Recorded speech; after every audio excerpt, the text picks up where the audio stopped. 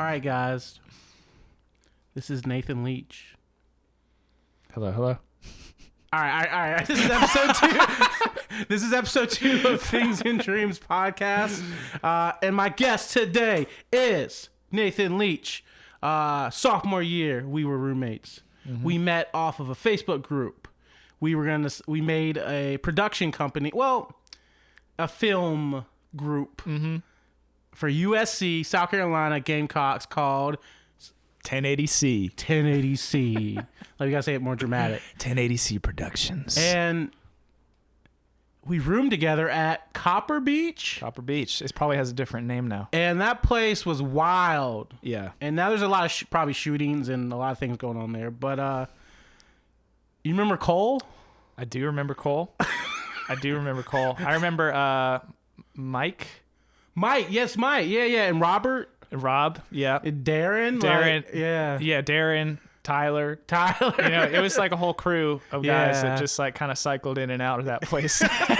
Some lived there, and then even if you lived there, you might have been cycling in and out. Yeah. Like, it was fun though. It was you remember a good year. Ninchi? Yeah. I haven't heard her. Wow. She went to Arizona. There's a lot of people we're gonna try to bring up. I'm gonna try to bring up the past a little bit. We're gonna bring up the future, and we're gonna bring up the present.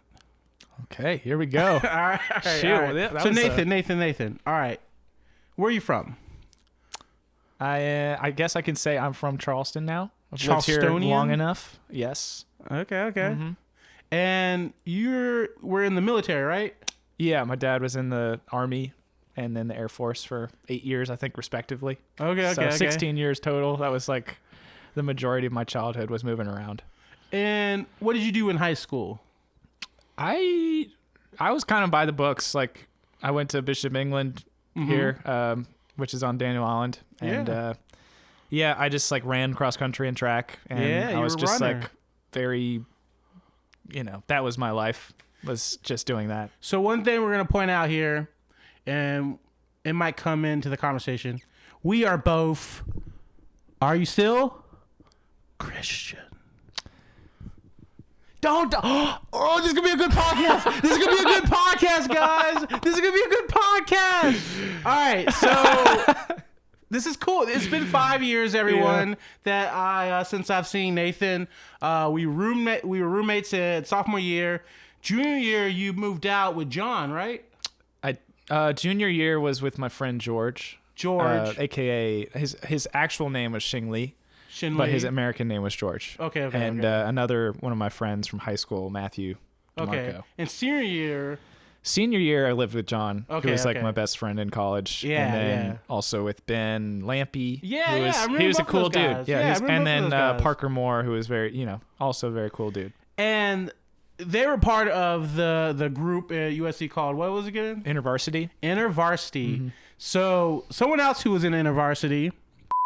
Hunter Johnson. Oh, and Katie. She's in Charleston, right? Dude, I lived with her. You did. Yeah, for a little. I think it was a little over a year, but maybe it was just a year on our lease. We lived on John's Island. Are you fine with saying her last name? Like, we could like bleep it out. I don't know. Yeah, I mean, it's like it's not like I have any dirt on these people. So yeah, we don't have dirt on anybody. Like, is this your first podcast? I randomly at the beginning of quarantine, I did a podcast with a friend, and he does like sports casting, so it wasn't really in my wheelhouse, but I don't really care about sports that much, but he did this special thing where Are you still a Gamecock for life though? Yeah, Nathan? yeah, for sure. Okay. I just haven't been keeping up with it as well as I probably should. Yeah. But he did this thing where he picked a song every week and talked about the song and like what it means to him. Okay. And so he brought people on and just talked about the song. So what was his podcast called?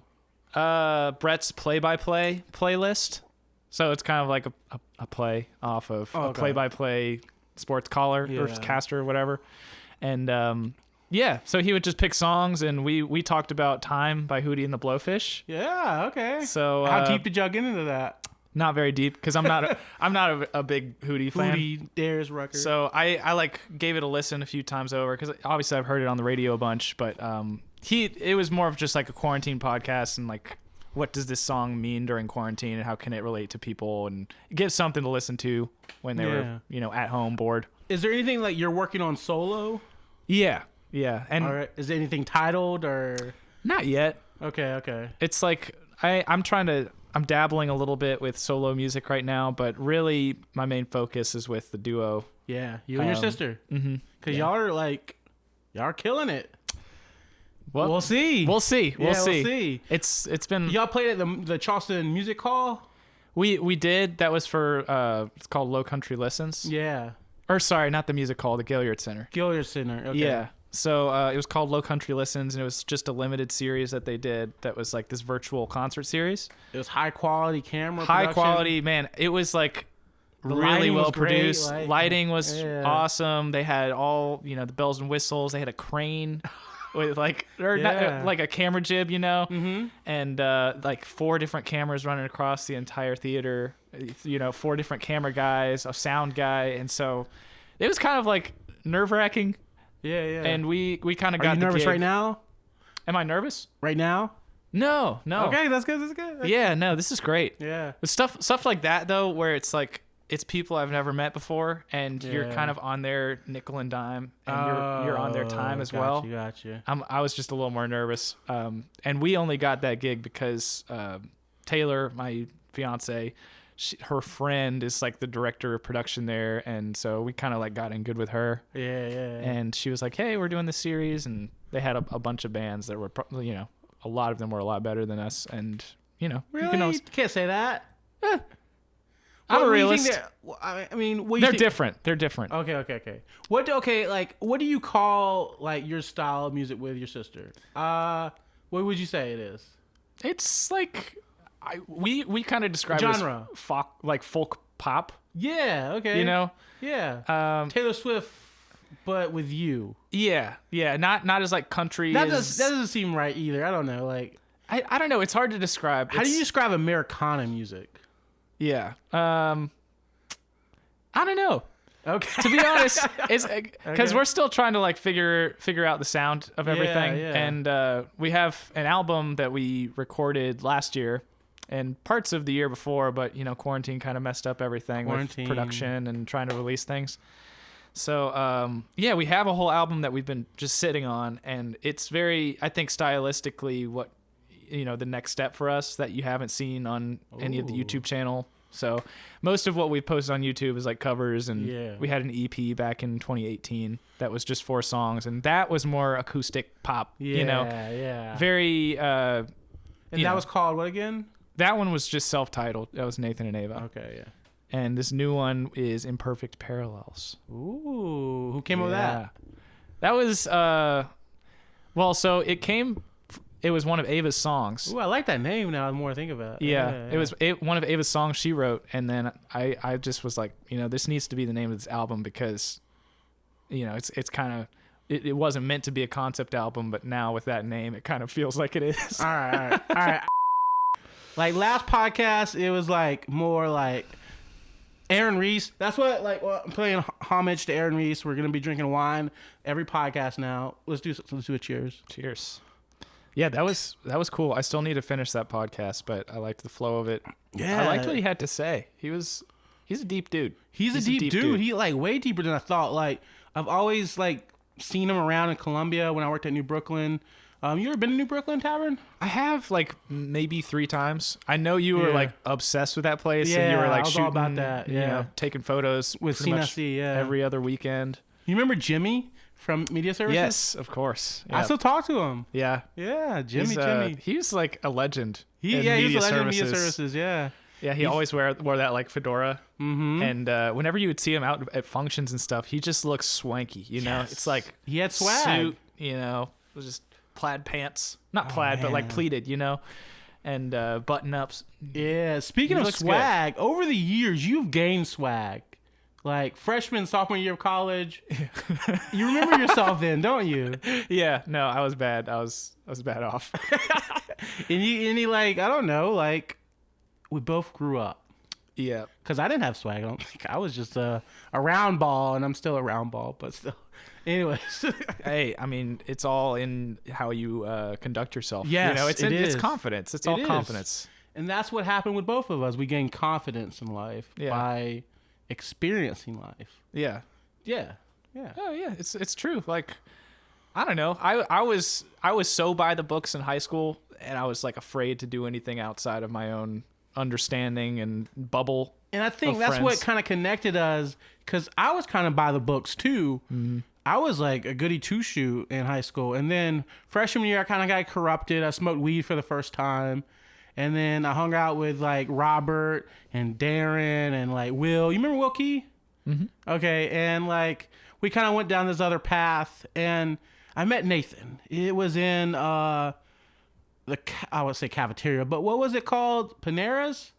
Panera Bread. Panera Bread. It's not there anymore. And the OG Panera fans will know. Yeah. It was the place. It was the place. So Russell House at USC.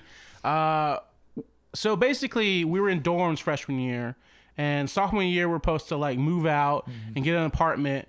And I was looking for roommates, and I found you on Facebook group, and we met in Panera Bread, and we decided that we were going to be roommates. And there was 4 rooms at Copper Beach, and I needed 3 other people. So it was going to be me, and then Nathan came in, and then the other 2 people was Tyler and Darren. Darren was a friend from high school. We grew up basically together through middle school and high school, and he was the wild one out of all of us. And then Tyler, I don't know how I remember how I met Tyler. He was like a floor above me. And he just seemed like a chill dude, and I kind of want to talk about him. Yeah, he was fascinating. So Tyler was the first person that I ever seen have a mental breakdown in my life. Mm-hmm. And basically what happened was he got into like multi-level marketing thing called Verb energy drinks. I think it's Vima, right? Yeah, something like that. Vima. Or Verb or something like that. Yeah. And then he really wanted to convince me to be part of that and drop out of college and make all this money, and we're going to get sports cards because if you sell this many, you're going to get a sports card. And it didn't happen. He like flunked out of school, and then he like shut himself in his room. Yeah. It was kind of crazy because it was weird how it changed him.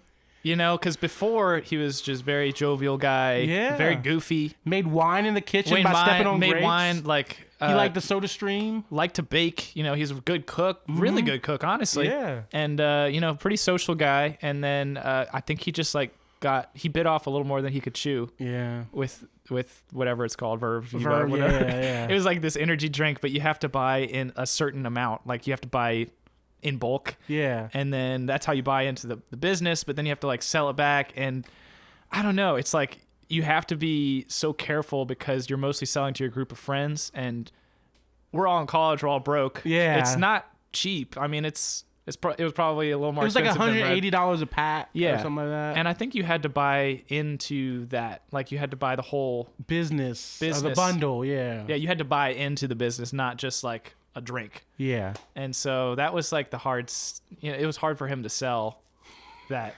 Yeah. Really hard, to the point where he wasn't selling any of it really.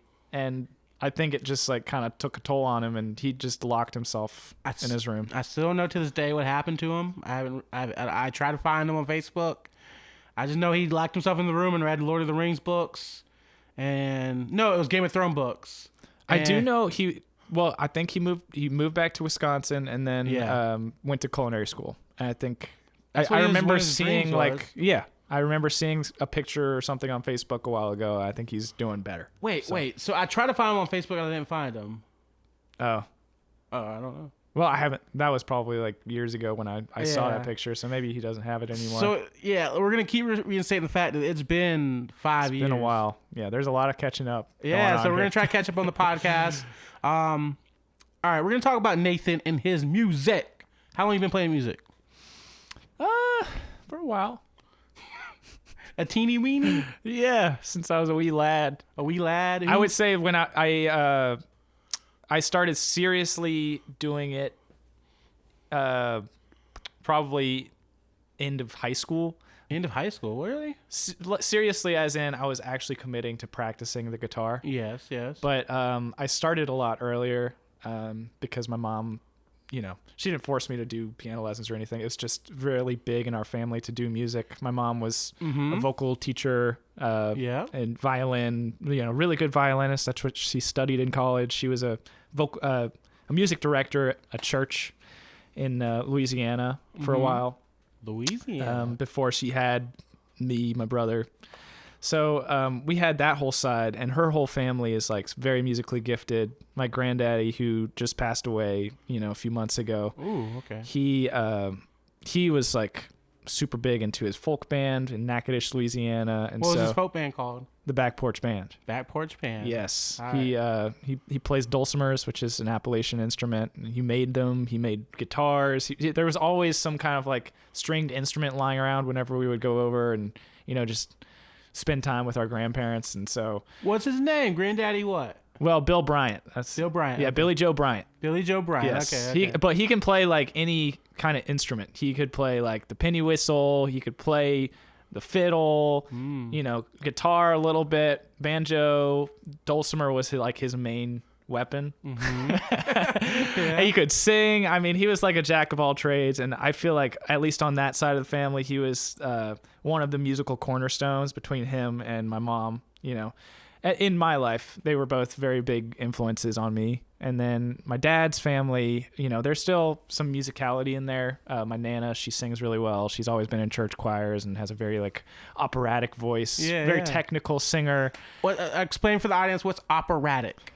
Well, I don't know if I want to define opera because I don't know that much about it. But I will say she's technical in she knows how to control her voice, and she's a really good choir singer. She has a lot of tremolo and vibrato. Yeah, I know all this. Yeah, she knows how to control her voice, and it's, she's a really good voice. Do you know how to control your voice? Not as well as her. Okay. But, constantly learning. All right. So end of senior year of high school, and then freshman year. Where did you stay at freshman year? I stayed in Bates. Bates. Yeah. Talk about Bates a little bit. Man, I don't know if that's even still up. I don't know. There's rumors going on that they're going to tear it down, and I've heard that probably consistently for 3 years, and it just hasn't happened. I go up to Columbia and it's still there. Bates was pretty sketch. Walking there was pretty sketch. Yeah. It was just one of the older dorms on campus, and I think it's still there. It just looks like one of the two towers from Lord of the Rings. I mean, but nothing but brick and concrete. Yeah. And just really gray, ugly on the outside. Someone told me, I don't know if this was my dad or it's one of the students that was I was hanging out with right when I started moving in, but they were just 2 people died by jumping off of the 10th floor one year. They never talk about it, but we were walking into Bates and he pointed at the spot on the ground where supposedly it happened, and I'm just cool. Yeah. Cool, man. Dang. All right. I mean, I just want to ask this. Do you think college was worth it? That's a good question. Yeah. I'm going to come with some good questions. That's a good question. Yeah. We both had the same major, media arts. Yeah. So, and we're both videographers, video editors and stuff like that. I think with our specific major, and I haven't, to be honest, I haven't really talked about that question with people who graduated, because when everyone graduated, everyone's going to different places. It's hard to keep up. But at least for me, I had the foundation already before I went to USC. You did edit before that, right? Yeah. And I was just really big into making little movies growing up, and that's I remember that. But in terms of just creating a social network and getting me outside of my comfort zone, it was great. Yeah. A lot of the things I learned in the classes, I haven't retained a lot of the information from classes outside of video production stuff. Yeah. Because I'm not that kind of person. I need to actually you remember keep Simon applying Tarr? knowledge. Mm-hmm. Yep. The biggest thing I learned is organization. Yeah. Organizing your files on the computer and stuff like that.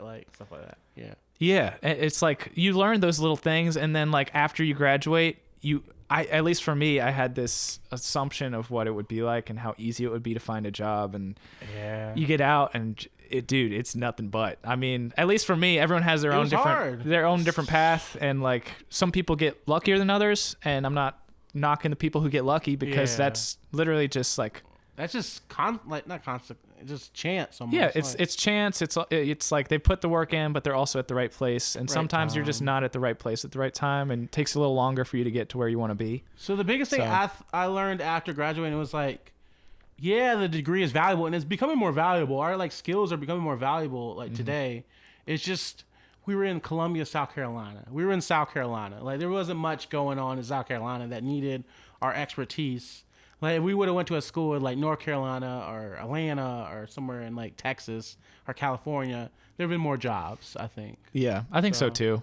Because when I first got out, it was, I moved back here because I wanted to be a little closer to family and like have a little bit of a safety net. Yeah, yeah. So I lived at home for the first year, and then I juggled jobs for probably a year and a half until What were you doing?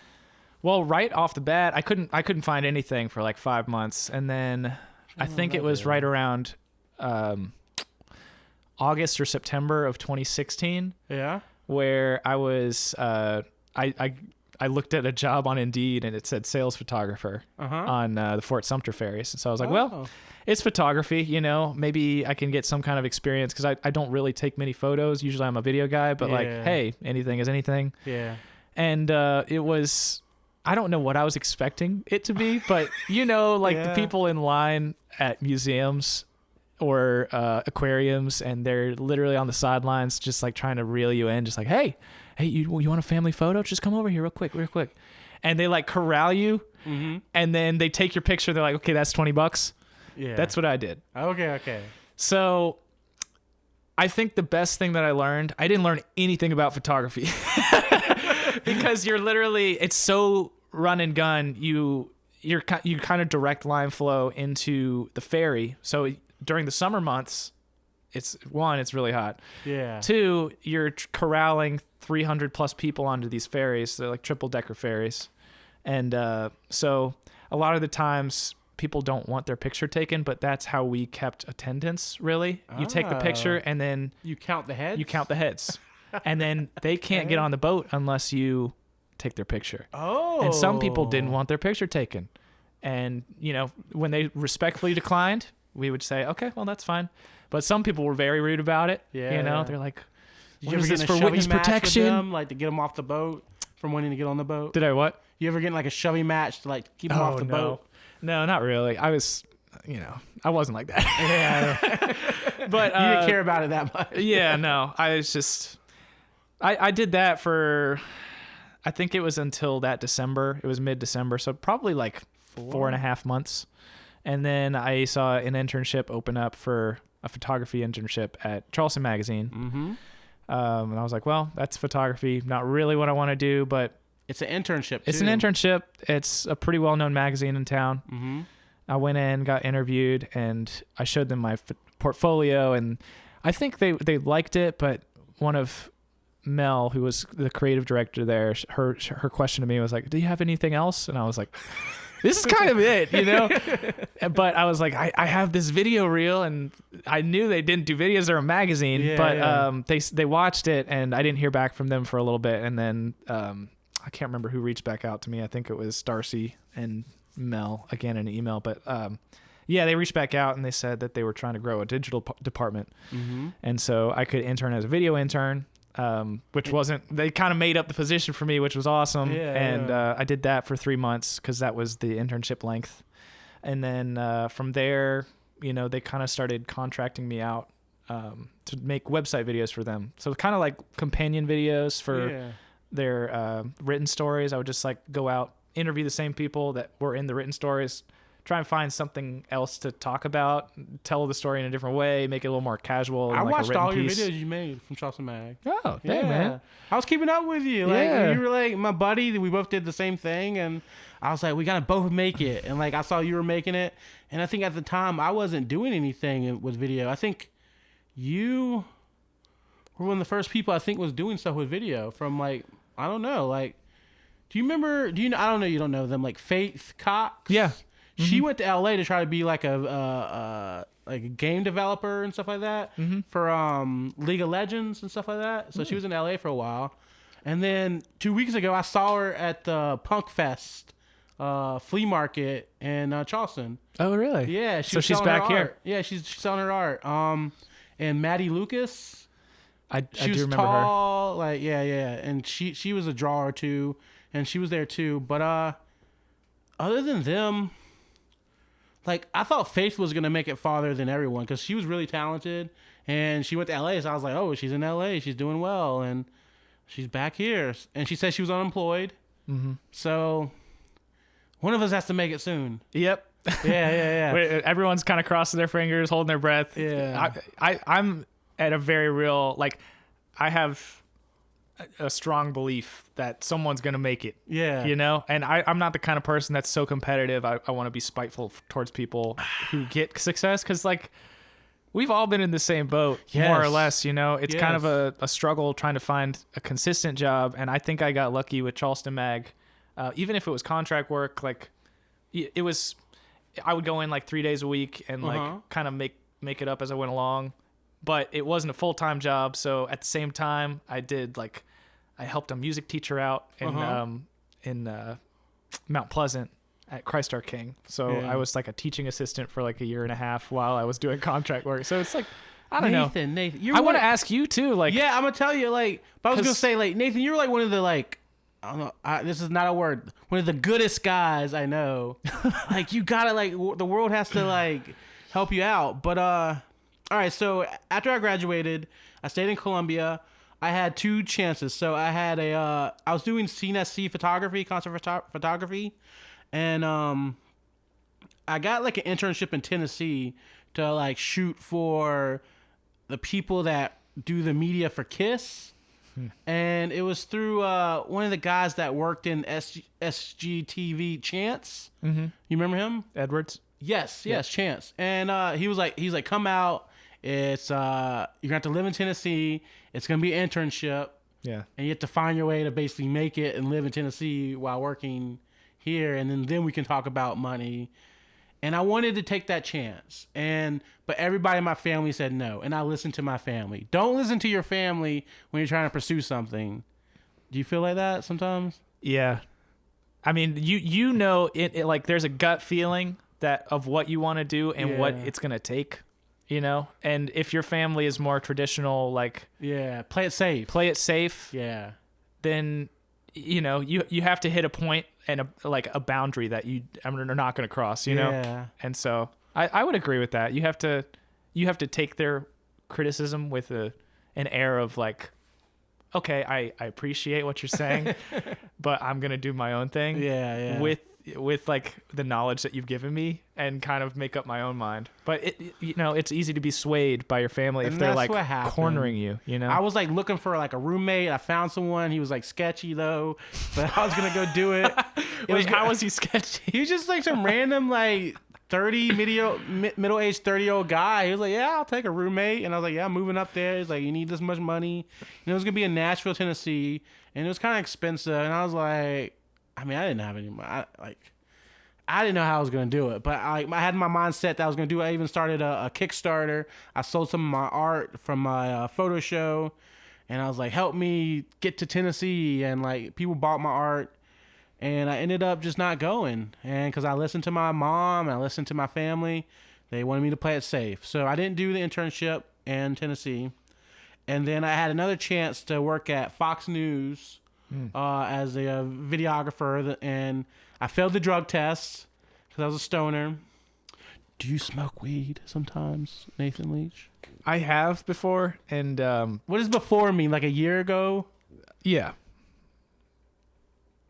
But, you know, any time that I've tried, it's like half the time it doesn't end well. Okay. Yeah. All right. I don't know. This depends on the kind, but I'm not like, I'll do it if it's there, but like edibles, no. We took edibles together. You remember that, right? We took brownies together. Oh, yeah. Mm-hmm. You remember we were on the ground? Yeah. No, I woke up. I woke up in someone's lap.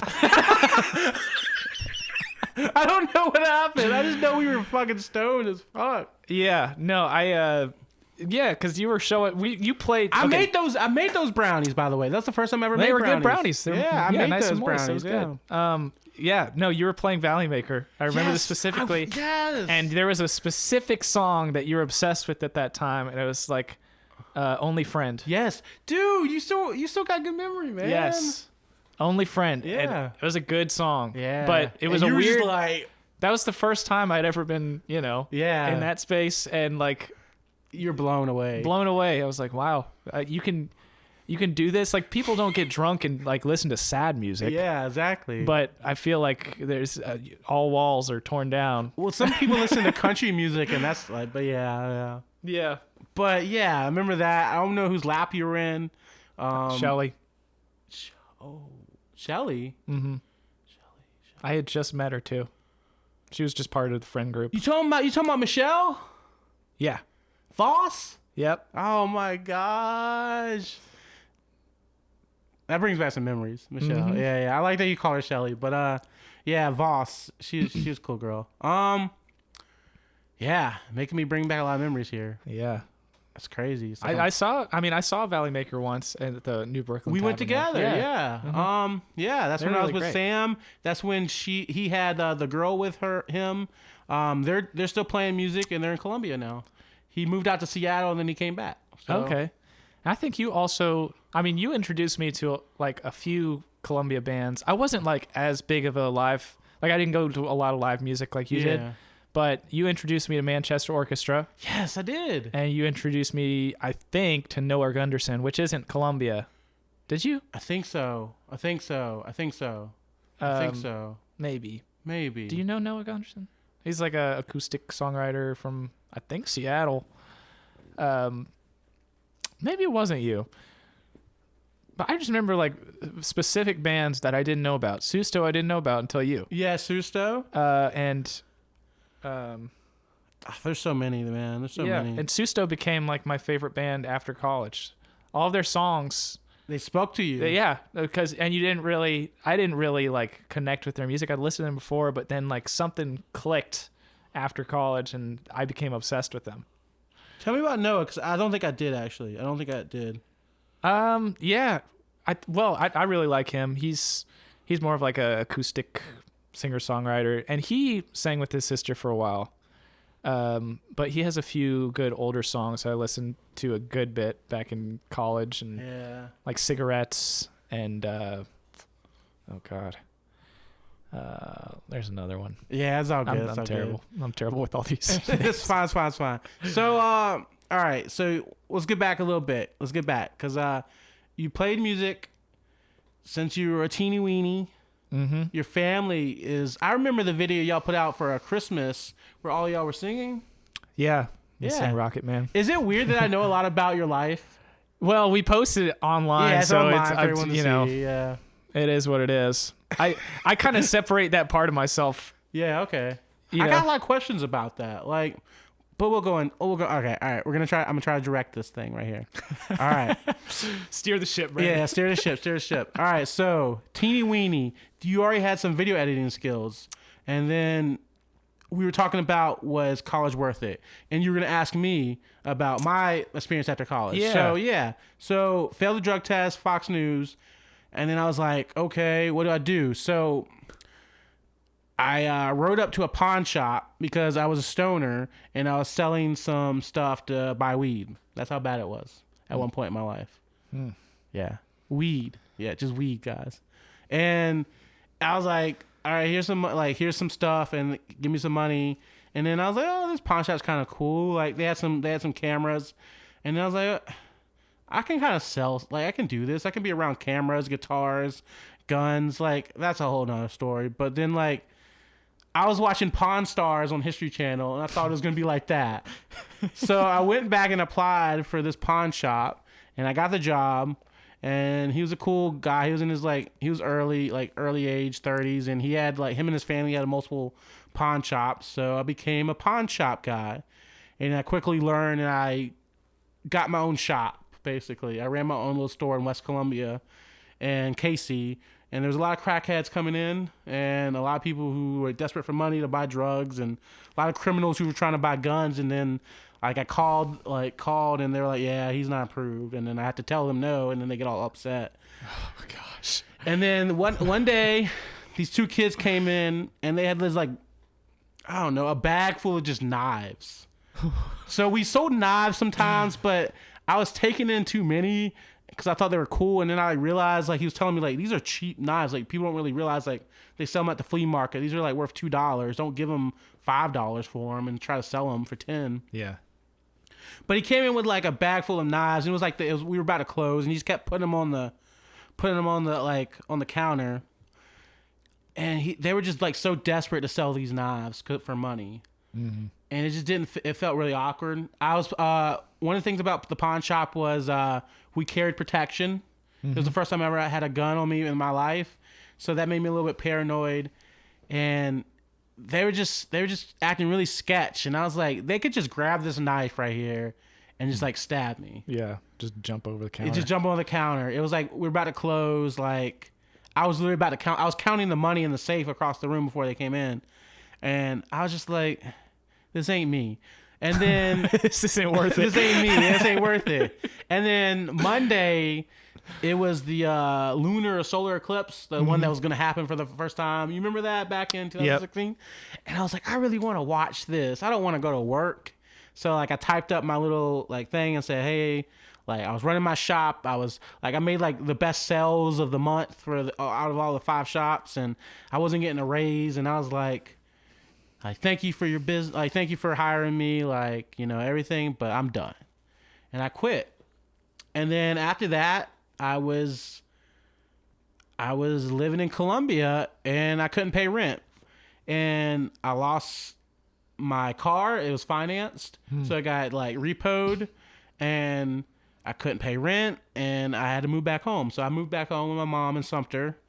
And that's when I was like, I'm going to try to do my own thing with the music videos. Mm-hmm. And I did the rap videos for a pretty good while.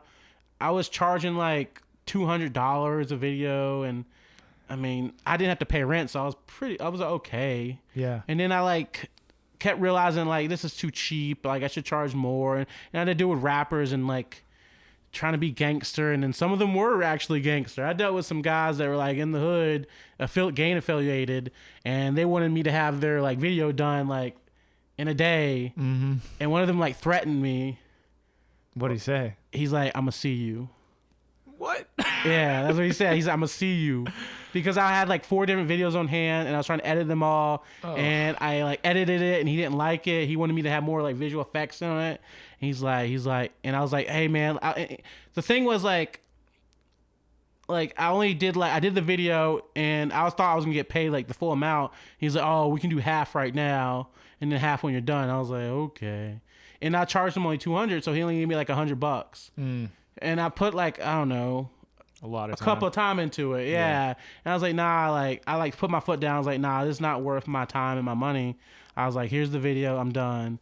And he got like all upset. And then after that, I was like, yeah, I don't need to be playing with gangsters anymore.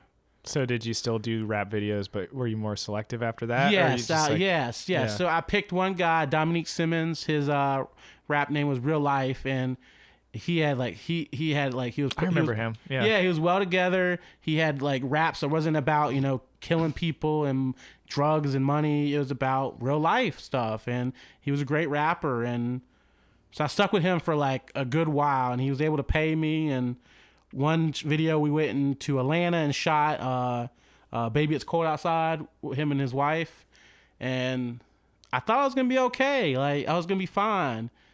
And then my brother, during this whole time too, after I quit the pawn shop, I did Amazon for a while. So I was at the Amazon warehouse and Amazon Flex. Huh? Amazon Flex, were you delivering or were you just like at the warehouse? The warehouse in Columbia, like the major one. I was the one who, the picker, the scan and put on the bins, and I was like top 10 out of like 100 people. I was like killing it. I was like boom, boom, boom, boom, boom. Yeah, I don't know. I thought it was going to be good exercise for me because like there's a lot of things that happen after college. Mm-hmm. Some things I don't know if I want to like talk about yet. Okay. That's fair. Okay. It's your podcast. I mean, I'm not going to pry. Yeah, but basically a lot of things happen senior year of college. Senior year of college, I thought I was like the biggest guy on campus on media services. Like I was getting girls. I was confident, and like I cheated on my girlfriend, Sam. That kind of broke my heart. And then I got mono. I remember that. Yeah. Yeah, and then like I dealt with another girl, and she was basically the devil. And it just went downhill after that, after college. But so I was like, the whole time I was doing the pawn shop Amazon thing, I was kind of depressed, and because I wasn't able to get, I guess, the internship in Tennessee, or like, you know, get the job at Fox. And I was like, what's going on here? And I was still smoking, and it wasn't working out for me. The weed wasn't working out for me. And then I was dealing with Dominique, but then my brother, like one guy from high school, he said, hey, like, come to Charleston. I got this not pawn shop, but pest control job I'm doing. He's like, I can get you hired right away. And I was able to move to Charleston and work pest control, and I moved in with my brother and his boyfriend. Okay. So that's how I got to Charleston. That was about 2-3 years ago. Yeah. And I was doing pest control. I was had the long route, and I was driving like 2 hours to like Hilton Head, Beaufort, Bluffton. And were you I was underneath people's houses? Yeah, spraying people's houses, knocking down spider webs, putting traps for mice. And then there's one distinct thing. It was at Rose's in Walsaboro. Yeah, I'm shouting them out. They had the worst rat infestation that the company has ever seen, and I was the person who was supposed to take care of it by myself. I would catch 10 rats a day, and I had to go there 3 times a week. Oof. So 30 rats. Traps everywhere while people are walking around. Rats are running around. They're in the ceiling. Have to go in the ceiling. They're in the back like crazy. And we went there for a year, and they were just still like just infested. It humbled me a lot. Yeah, I'm sure. Playing with dead rodents, picking up dead rodents. I mean, I wasn't playing with them guys. Like they're so like David Goggins. Do you know him? Yes, David Goggins. Yeah. He did pest control for a little bit. I relate to him. He lost a lot of weight, and he's like all like, I'm gonna run and motivate you type of guy. And you know David Goggins, so you're into like those inspirational, motivational people? I was like, I put onto him by a friend, and I listened to his book. Before, I kind of just knocked him as like, oh, this is just some other Instagram influencer dude. Yeah. And I kind of like made fun of him. How do you feel about Instagram? How do you feel about social media? Let's go there real quick. You know, I think it's different with everyone, but for me, I think it's like, it's a great tool. Yeah. As long as you don't let it overcome you. Yeah. You know? And it's so easy to be overcome by any kind of social media. So I want to bring it to this point. Your sister, how does social media affect her? Because I know women, social media is a lot different. Like TikTok and comparing yourself to everyone. Yeah. Like, how does it, and just basically YouTube, like, y'all have like how many subscribers now? On YouTube, we have like over 90,000. Yeah. Mm-hmm. And y'all been going hard on YouTube for how long? Since 2012. 2012. Well, 2012 is when I started posting, but I didn't have Ava on to do videos for, up until I think 2013. Okay. Yeah. So there was like a few months where I was just kind of doing my own thing. Do you have a YouTube plaque? No, not yet. We have to get to 100,000. Yep. Yeah. My friend Horton, he has a plaque. He's over 100 now. Okay. And he's killing it in the music producing game. But awesome. Yeah, like you have 90,000 subscribers. Mm-hmm. Do you feel like you're like kind of like in the machine of YouTube where you have to spit out videos all the time now? A part of me thinks that, but we also haven't been great with posting, So I think we've gotten past the point of trying to meet a weekly posting schedule. Like I'm because when we first kind of went big and viral, we had many talks about how we should be more consistent with it and how we need to post a cover or an original every week. And it just, at that point in time, it wasn't in the cards for us because Ava was still in high school and I was up in Columbia. And so just logistically to do the videos and get together, actually like record and like do all the practicing that comes with it. There's a lot of behind the scenes that just people don't see. And so, by the time you actually like get there, sometimes it's over the course of a few weeks, and so we couldn't get a consistent posting schedule down at all. They so say we post kind of like just every day sometimes. Yeah, we just kind of threw that out of the window. But yeah, there is that pressure, especially on YouTube, to kind of, have a consistent posting schedule. That's always what they're telling you. Like, you got to help the algorithm out, put all of your videos on top, even with Instagram, you post every day. Yeah. Keep people entertained, put your content out, keep them engaged. Do you feel like you're like, so you just say, like you said, fuck the system, fuck the algorithm, and y'all are going like scarcity route. We were like that for a while, just because we haven't been full-time musicians pretty much ever. So we were just like, okay, whenever we can, we'll post something, Yeah. But now that she's about to graduate College of Charleston.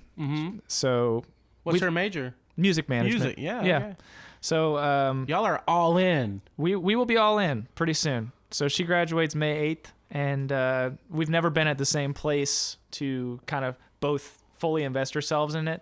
And so because of that, we've kind of played it safe a lot of times. We'll post when we can. We're not going to like say we're going to do something because it's blown up in our faces before. Yeah. And it happened with our EP, like our first original release, just 4 songs.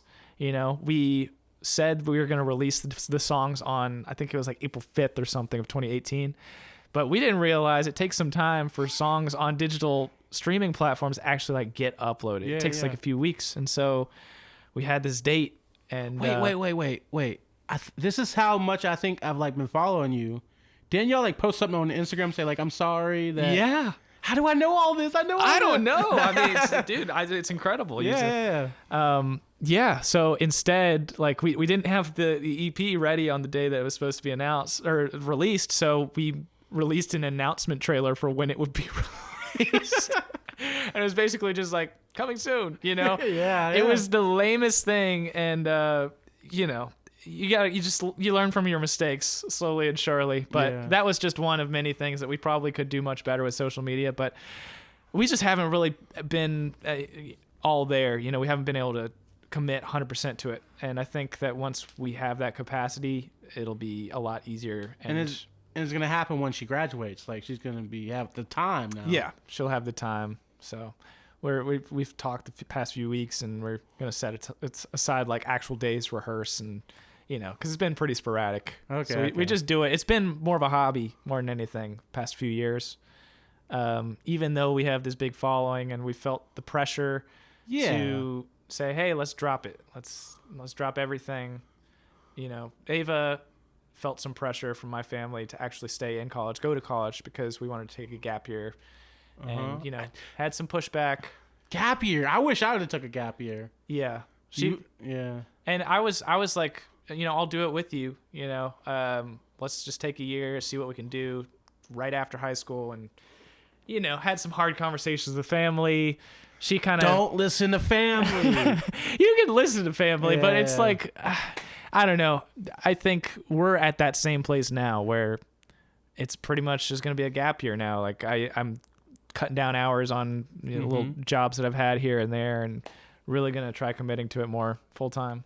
All right. So we're going to take a little break and get some more wine and put the pizza in the oven. Okay. Yeah. All right, guys. So this is Things in Dreams podcast, and we're back into it with Nathan Leach. And Nathan, what were we just talking about?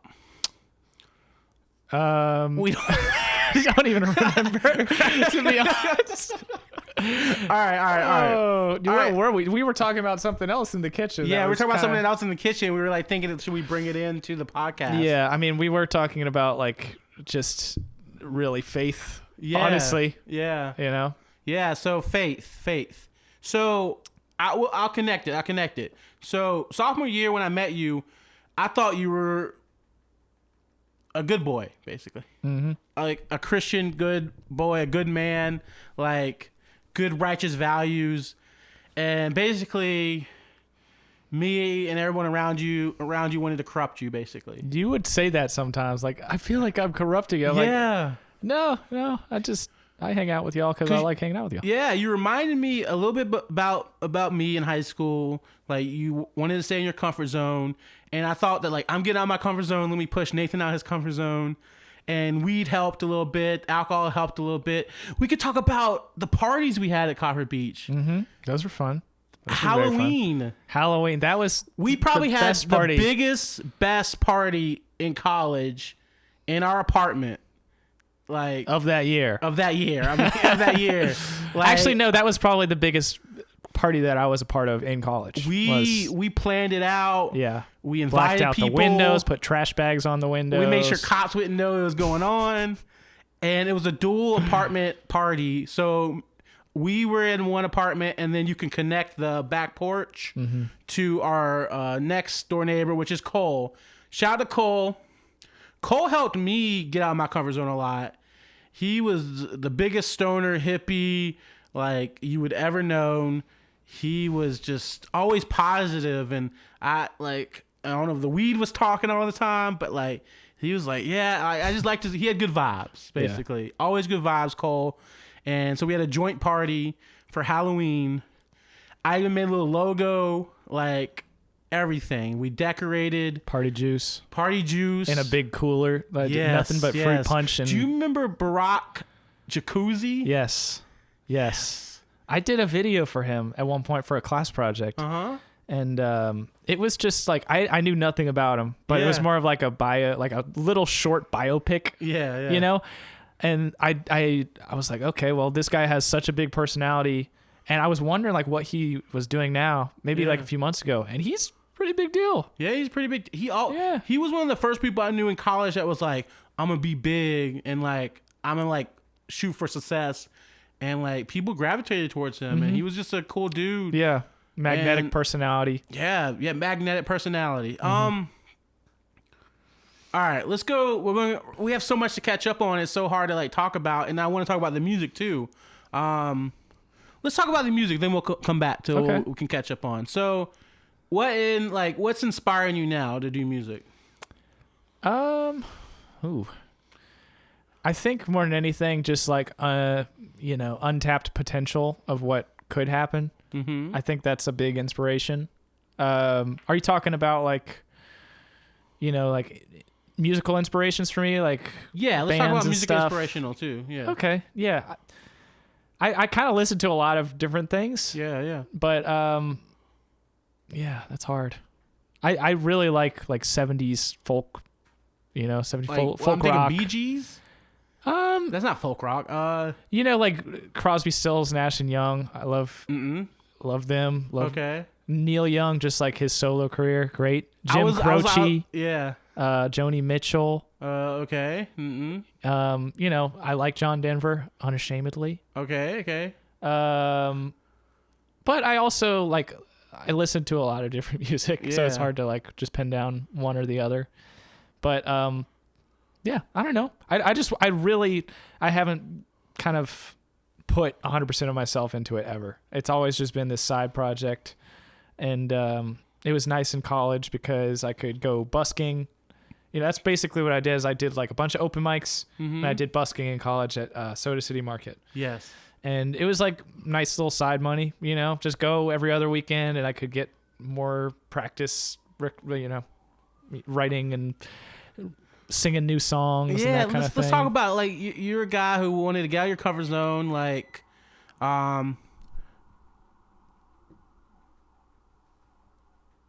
I don't know. The cops are out. My oven started. All right, we'll start over. So you're a guy that wanted to get out of like your comfort zone, but you were also like during college, you were putting yourself out there. It's full self-expression, playing your guitar, singing songs.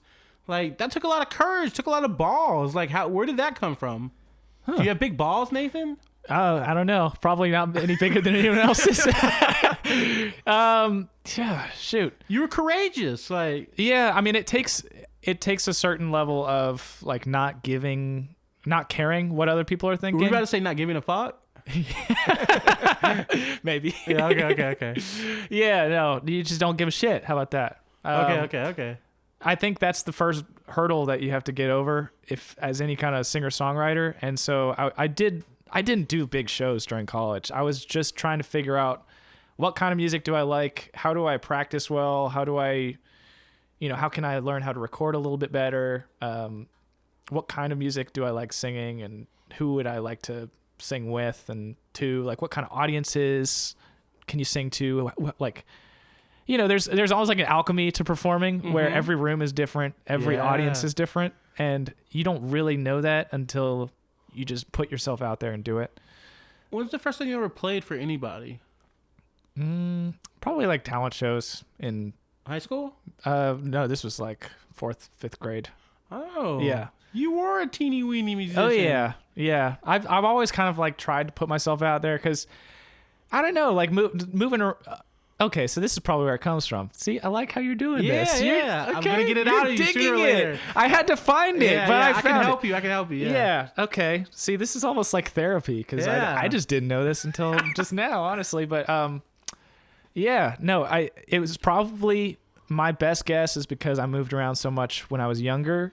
I felt like I didn't have a voice, and I was always trying to fit in to one group that I attached to, just to like try and, you know, fit in. I didn't want to be the odd person out. I didn't want to be like unique because it was scary, and like you're having to make friends every 2 or 3 years. You don't know anyone, so it's like the same process over and over again, and it's so much easier to fall into a group and just kind of do what they do, you know. And so I became very adaptable. And then I guess like I found that I had a talent for singing.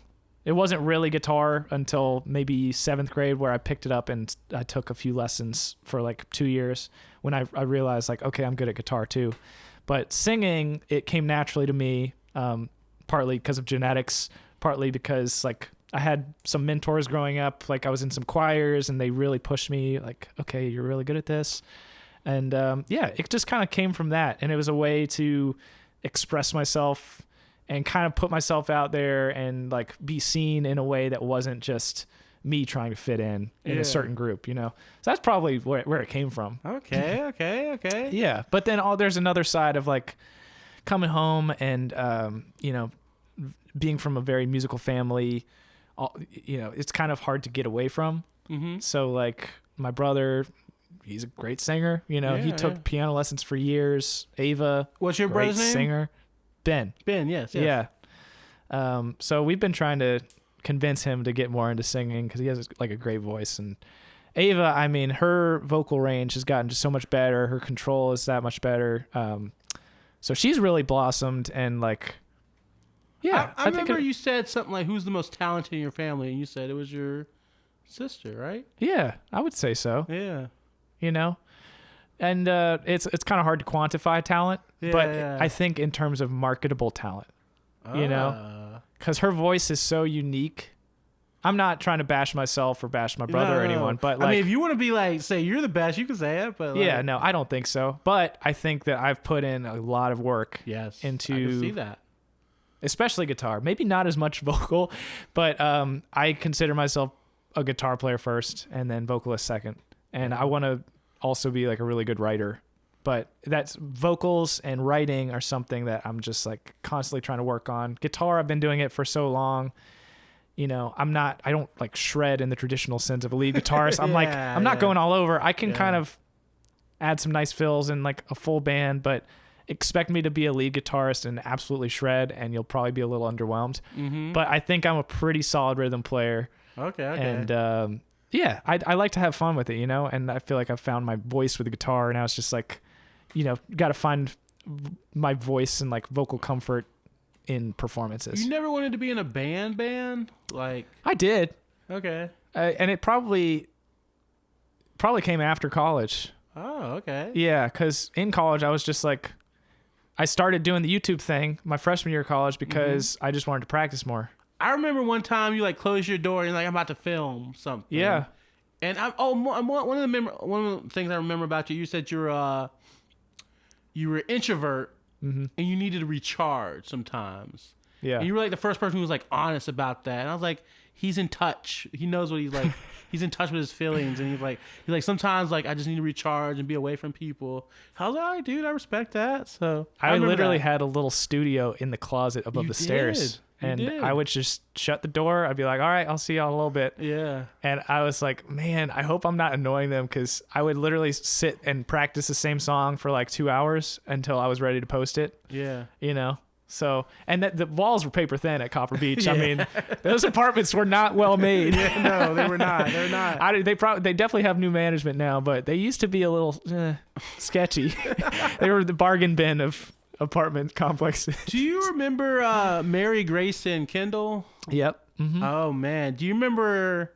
I mean, this is off subject. You remember when like Mary Grace twerked on the wall? Yep. And she put a hole in. in it. You came in after it happened. I did. I just saw the aftermath. You have to saw the aftermath. I remember all of this. This is crazy. Yeah. There were some battle scars in that place. Yeah. I remember there was a battle stain. Someone peed in Darren's closet. Yes. During a party. Yes. Yeah. I remember him waking up the next day and he smelled something foul. And, we came up in the kitchen and it was a wreck. I mean, absolute wreck. There's party juice all over the floor, sticky. Someone had spilled it the night before. Yeah. And we were trying to clean it up, but there was just so much. It was underneath the stove. Someone accidentally locked the bathroom door downstairs, and this guy, like, he was so drunk he couldn't leave. And then we woke up. I think this was the same party. Mm-hmm. And it was obvious it was him, because we all knew each other upstairs. We were like sitting there like, what should we do for breakfast? Maybe Waffle House. Okay. And then this guy just like comes out of nowhere, in a baseball cap. And I was like, I've never seen you in my life. Yeah. You saw some weird shit up in that apartment. Yeah. Never seen you. And he couldn't get in the bathroom and he had it to take a shit.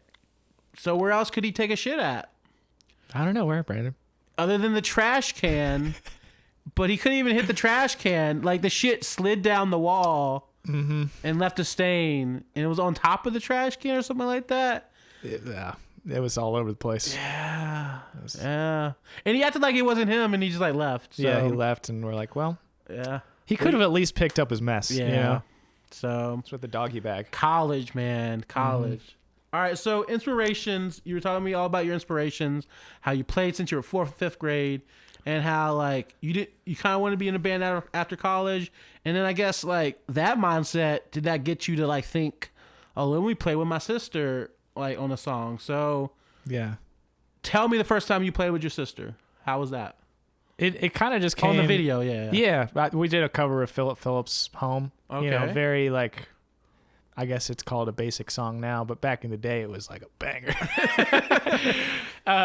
Yeah, we really liked that song when it first came on the radio. I was like, Ava, yeah, just like, you should do some harmonies, And so it kind of traditionally came. The original channel was just called Nathan Leach Music. And then, I started having her on more. I had like family members, every once in a while, a friend or two, people that I could find to actually like play music with.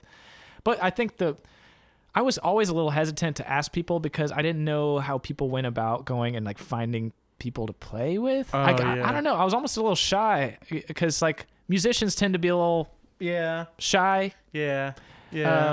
So I never knew how to ask people like if I knew that they played guitar or bass or something, like, hey, do you want to be on a video? Or I have a YouTube channel, that kind of thing. So initially it just started with my family because I was super comfortable with them. And that was the first video that she did with me. And then Phillips' Home. Yep. And then we just did more and more together. But I would have to, the only time we could do it was when I came back during a holiday or something. Yeah. And so Ava and Nathan playing together. And then the video from Family of the Year, Hero. Tell me the backstory behind that. Yeah. I don't know. That was like your mom filmed it. Yeah, it was a similar story where we heard it on the radio and it sounded like I was like, this has some potential, there's some good harmonies in here. And when you're just like jamming in the car and you can hear the harmonies just after hearing the song for one time, you're like, okay, this could be great. And so I brought the idea up to Ava. I was like, hey, we should do this song. And that's pretty much the story. But it was filmed in like 2013 and we really wanted to do this like little shaker toss where at the end she's like shaking. We wanted to have different dynamics. So at certain points I'm doing like finger style, picking, and then I start strumming and then she stops shaking and, as many dynamics as you can get with just two people and two instruments, but we wanted to play around with it. And then at the end, we wanted to have fun and have her throw the shaker from underneath her leg, me catch it, continue playing, and then she pulls out harmonica from like nowhere, just being goofy, you know. Like it was just some random idea, and we posted it, and it was silent. You know, it sucked. It was horrible. No one wanted to watch it, and it was silent for like a year and a half. No one. It was watched just as much as any of my other videos. And then you know what happened, didn't you? Boyhood. Yep, and Boyhood came out. Yeah. And Boyhood, the trailer for that movie featured that song, Hero by Family of the Year. Yeah. And that was when people started searching on YouTube, and they found this like random cover of two kids. And, innocent looking kids. Yeah, like, in a dirty kitchen. Pure, like... dirty kitchen, it was dirty. Yeah, and there's like probably an eighth of those comments on YouTube are just like, wow, this would be like... phenomenal if mom had cleaned the dishes. Like my mom got totally thrown under the bus. Oh, which sucks. But people are just joking and being weird. But it went viral. It got picked up by San Francisco Globe. They shared it on their like front page. Yeah, people were trying to get us on the Ellen show. Why didn't you take it? Well, Ellen never reached out. We did get people got us in contact with the Jimmy Kimmel show, Jimmy Kimmel Live, and they had another booking the night that we were supposed to go. I think it was like Matt Nathanson that was going on. I've heard of him. Yeah, so we were a little disappointed, but they sent us a nice card and some hats and T-shirts and stuff, so it's some consolation. So Nathan and Ava could have been on Jimmy Kimmel and Ellen show. And the Glenn Beck radio show, The Blaze. Oh. Hyper conservative. But 5 million people listen to that. Yes. And they were like, "Can we fly you out?" X. I can't even remember when it was, but it was weird, man. Like, you don't ever expect to go viral, and it was like a whirlwind. It really kind of changed. It changes you. It changes how you think. It changes like the way you think about privacy. Yeah. And your own personal life and what you want out of just walking down the street. Because we've had many interactions now, not so much. Ooh, that's weird. Yeah. Now, but like probably 2 or 3 years after the video came out, where you're just walking down the street and someone comes up and you're like, "I know you from somewhere," and I was like, "I've never seen you before in my life." We had this woman and her dog. She was walking her dog around Hampton Park, and me and Ava were just going on a walk one day in between practicing. She was eating this orange.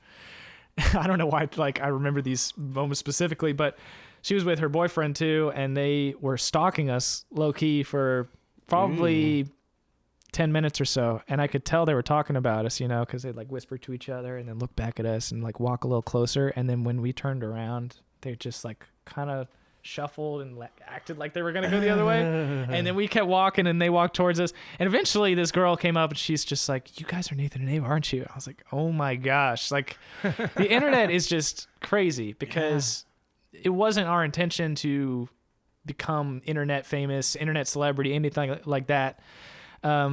It just was kind of a product of it. And when it all started going viral and all that was happening, we actually came back home for a weekend and like sat down with family, and I was just like, we're getting legit offers from people. Like, we had a Nashville producer reach out to us and he wanted to help produce an album, and I was like, we don't have any original music to our name as a duo. Everything that I was doing before that was under Nathan Leach Music. I had like a solo EP that I produced in GarageBand. I remember that. And it was fine. I listened to it. Yeah. I really liked performing those songs. I still I want to re-record them at one point. But I just had we'd never really made an artistic mark for ourselves. We didn't have a portfolio of music that was ours. Y'all weren't ready to be signed. We were not ready. And I think we came to that realization because I was just, more than anything, I was worried that if we got signed to someone, they would be forcing their own creative and they would agenda own a down lot our of your throats. Stuff too, yeah. And I don't think either of us knew what we wanted out of our music. We hadn't been performing long enough to really know. Yeah. So we decided okay, this is gonna be a long route, And Y'all really are taking the long route. Yeah, it is. It's long. It's long because, like, yeah, we were talking about how you graduated college and then was thinking about playing. And then we went back to 2013, which is basically, y'all played together the summer before we moved in together, right? Mm-hmm. I remember, like, you posted it and I watched it and it was like in the beginning stages and I like commented, I was like, this is going to be my roommate next year. And I remember that I commented that. And then you blew up. You blew up. And, like, you didn't really do much after that. Yeah. In college. Because you were in college and you couldn't get back, I guess. Yeah, it's like when it went viral too, that was finals. What year again was it? That it went viral? 2015, so that was... So 2 years later. It was like March or April of 2015, I think. So, yeah, it was like finals week. Mm-hmm. I had a bunch of stuff to do, and like I was studying, and Ava was just busy with school, and, you know, I just don't think the cards were... right on the table at that point. So I was like, you know, we kind of let it wash over and we're like, okay, well, now we have this huge YouTube following out of nowhere. Mm-hmm. So we need to do something with this, but we need to explore it in a way that we're comfortable with. So we should just keep posting videos, you know, just keep doing what we've been doing. And maybe we can garner a following that's a little more less fickle than, say, something that happens overnight and you're like, what the heck just happened? You know? What was the next song after Family of the Year Hero? What did y'all do? I think it might have been Age of Worry by John Mayer. Okay. After it went viral, I think it was Age of Worry. And then just like a few other covers. I think the second most viral thing you got was Coldplay? Fix You? Mm-hmm. Yeah. Like when did that happen? Like in that around the same time. Timeline. Okay. Yeah, I mean, from that video, every other video gained a lot of traction. Yeah. So, yeah, it was just weird. It kind of had this, like, just, I don't know, waterfall effect where there were a bunch of videos that I never thought people would see the light of day. And they started looking back at They start past looking videos. back. And they're like, oh, my gosh, Nate, you look so young. I'm like, don't call me Nate. Like, you don't know me. Yeah, so that's the strange thing. Y'all went viral and like the pressure of YouTube, and now y'all like have 90,000 subscribers. I know like you can make money now with YouTube, but like you have to like kind of do what they want you to do, post all the time and everything. So that is an interesting concept. Yeah, and it's not something I take for granted either, because I know a lot of people would kill to be in that situation of going viral on anything. And, you know, that was another thing we thought of, is like when it went viral. Do you think you were hot shit? No, I know not you at all. I know you did. I was really just wondering why. Yeah. Why more than anything that video, and it was literally just the right place at the right time. So, you know, we kind of look back on it, and that was like, it was a pivotal point in us deciding, okay, this is something we want to do. We just don't know when it's going to happen. Yeah. So we have to just like kind of flirt with the idea for now. And we've kind of been flirting with it for years. Do you have the fear that, like, I know a lot of people say, like, in the music business or just anything in life, is you have to hit it right when it's like, when it's strike right. when the iron's hot. Strike when the iron's hot. Do you feel like y'all missed a little bit of chances in the past? We definitely missed some chances from that. And that's just me being real. But even if they were legit chances that we passed up, I don't think we would have been ready at that point to make any creative. Just sucked you, like we wouldn't have been able to make any smart creative decisions. You know, just because we hadn't been writing songs together. You know? We hadn't flexed that muscle yet, so it's taken a while, but I think we're there. So, when did y'all write y'all's first original song, and how did that go? How's that process? Who writes the most now? Like, how do y'all work together? Basically, brother and sister. Y'all are brother and sister. Yeah. How far apart age are y'all? She's 6 years, about 6 years. Okay, like 5.5 years younger. Okay. So, we usually write separate lyrics. And we've never really tried to sit down and write a song, like a theme for a song or anything together. But in terms of like the melody and figuring out, okay, this is what the piano part or guitar or drum, like whatever, usually all the music we write together. And that comes from a combination of things. It's like, I'll have an idea for a riff on the guitar and I'll just like do a little voice memo on my phone, and Yeah. then I'll bring it to her, or she'll have a dream or something. She's had like a few of these songs where she has this little melody in her head and she'll sing it to me. Oh man. And one of the songs I could play today that was like that. She was like, I have this idea, and it just goes dun, dun, dun, dun, dun, dun, dun. And I imagine there being steel drums in it and everything. And I was like, okay. Yeah. Well, we don't have steel drums, but I have a guitar, so let's just put it to guitar. Let's use what we got here. Oh man. Yeah, but it's usually how we write. We don't really write because that's the thing. It's like we're far enough in age where we're at very different places in life. Yeah. And we have to keep reminding ourselves that, I think. Like what you want to write about is a lot different than what she probably wants to write about. Yeah, exactly. So, what stuff do you like to write about? Well, I mean, so for the new album that has been released, which we're probably going to release it this summer. Okay. You know, we were like, okay, last summer, like summer 2020, this is going to happen, but then pandemic is this happened. A hear it first right now? Like, is this the first time you're telling I feel like we've said it somewhere else, but this might be like more official than anywhere else. Okay, you know, okay. I've like commented on YouTube videos because people are always like just asking, and I'm like, probably this summer. It was last winter, and then it kept getting pushed and pushed and pushed. Yeah. But now that things are finally opening back up again, I think. Speaking of that, I saw you got two shots. You're good, right? You're not a zombie, right? Yes, I got the Pfizer. Did you get any like sickness from it or? You know, I got it yesterday morning, and You're fine right now. Yeah, I'm fine right now. My arm was sore. That's about it. Okay. Yeah. Are you gonna be able to play? Oh yeah. With a sore arm. I'm just gonna be playing and then just like fall on the microphones. Oh man, I could play. Okay. And we'll bring that to the second thought process. You are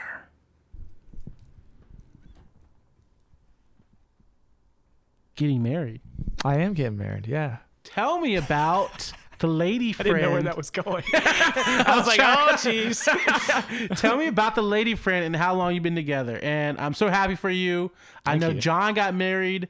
Yeah, like people are getting married. We're old That's and we're crazy. getting married. Yeah. All right. So tell me People about starting their adult lives. adult lives. When do you feel like you became an adult? What age? As soon as I found my own place and could make rent. When was that? That was after I lived at home for a year, and then I moved out to Johns Island. So 2017, but it was probably like late 2017. Okay. Yeah. Johns Island. Okay. Johns Island. I was there. I lived with Katie, and Yeah. it was cool. Yeah, Katie. That's another story. Anyways.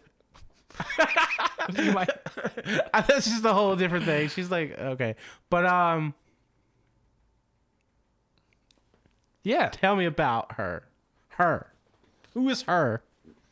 Oh, Taylor. Yes. Yes. Well, I met her on Bumble, honestly. Hell yeah. Okay. Yeah. I met her in October of 2018. So I guess like 2.5 years. Okay. A little over 2.5 years ago.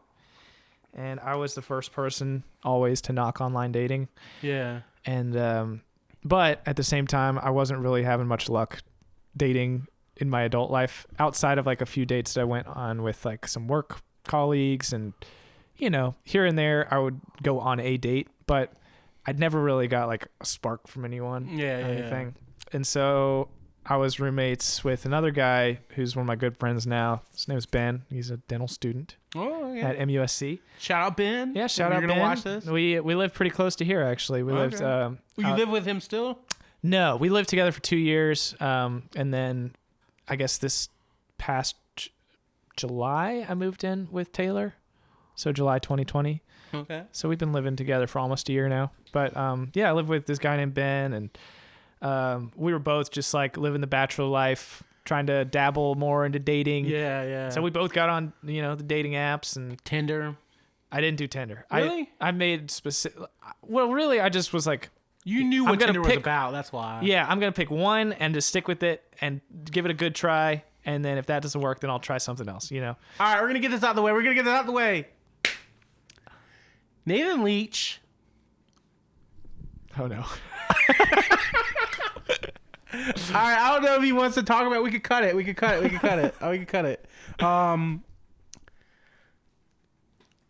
We both lost our virginities in college. I lost mine freshman year. Freshman year to a girl who was a junior. I met her in a bar, to be honest with you, and we started making out, and then we like exchanged numbers, and like, I grew up really Christian, and I really had the thought in my head growing up that like, I'm gonna save myself till marriage, and then like I started hanging out with her, and then like we hung out a couple times, and like she kind of wanted to like have the 3-letter word. You know what the 3-letter word is, Nathan? Guess. I don't know. Have is for. No, I'm thinking of the word here. Oh, okay. Yeah. Have. And now I'm just like blanking on 3-letter words. Okay. All right, we're gonna have a little segment here. We try to guess the 3-letter word. Yeah. All right? So there's Hot. What's another 3-letter word? But yeah, that's when like you experienced a lot of things: vagina, weed, alcohol. Yeah. And how did it affect you at first? All those things coming at you at one time. I think the wine's hitting me, guys. By the way, The what? the wine. Oh, yeah. yeah. That's fine. Yeah. I don't know, because freshman year, it wasn't until the end of freshman year where I dabbled in partying, and then sophomore year, it was like, okay, I'm gonna party now to see what it's like. When's the first time you drank alcohol? It was college. It was literally the end of my freshman year because I didn't party in high school at all. You remember the time where, I don't know, were you there? We drank in my dorm room. Yeah, and the RM had to come. They knocked on our door and made you pour it out. It was, and I was like, a handle of something. Yeah, it was a handle of something, and Tyler was all cool. He like put salt on the rim of the drinks, and we thought we were cool. And yeah. He basically, usually if you have alcohol in your dorm, you automatically get like written up or something and go through all this. But I was friends with all the RNs, and the funny thing about that was that it was like before. That was, I think, the first time we hung out because I had been messaging you on Facebook and everything just about your roommate situation. Yeah. And I asked, so the question of like, are you a partier came up. You did that. You did. And you're like, every once in a while. Yeah. Yeah. And then the first time we hung out. I really wasn't actually. Like, I was, compared to other people, you weren't. Yeah. But I really was learning as I go, and everything was new to me. But yeah, a little bit. Yeah. Yeah. It was a lot. It was a different level than you, but the first time, yeah, for sure. I just didn't do anything my freshman year. I was boring. I mean, freshman year, smoked weed for the first time, but other than that, I mean, it was fun. It was fun. Mm-hmm. But all right, let's take deep breaths, Nathan. Do you meditate at all? Sometimes, like if I wake up earlier than my alarm or something, I'll just lay on the floor. Yeah. And like breathe. Okay. I don't do any of the Wim Hof or whatever his name You know is. Wim Hof? Okay. You take cold showers? No, I like warm showers too much. But the water at our apartment right now, it stays warm for maybe 5 minutes and then it's cold. So Oh my God. I guess I'm like halfway there. Yeah. Okay. But yeah, I don't think I'm that dedicated to like displeasure. Okay. I know You there's don't like some pain. I like pain when I'm like exercising to a point, but if it's like something that I usually get enjoyment out of, like a shower, I want it to be hot. Yeah. What do you do? You still run sometimes, or? Yeah.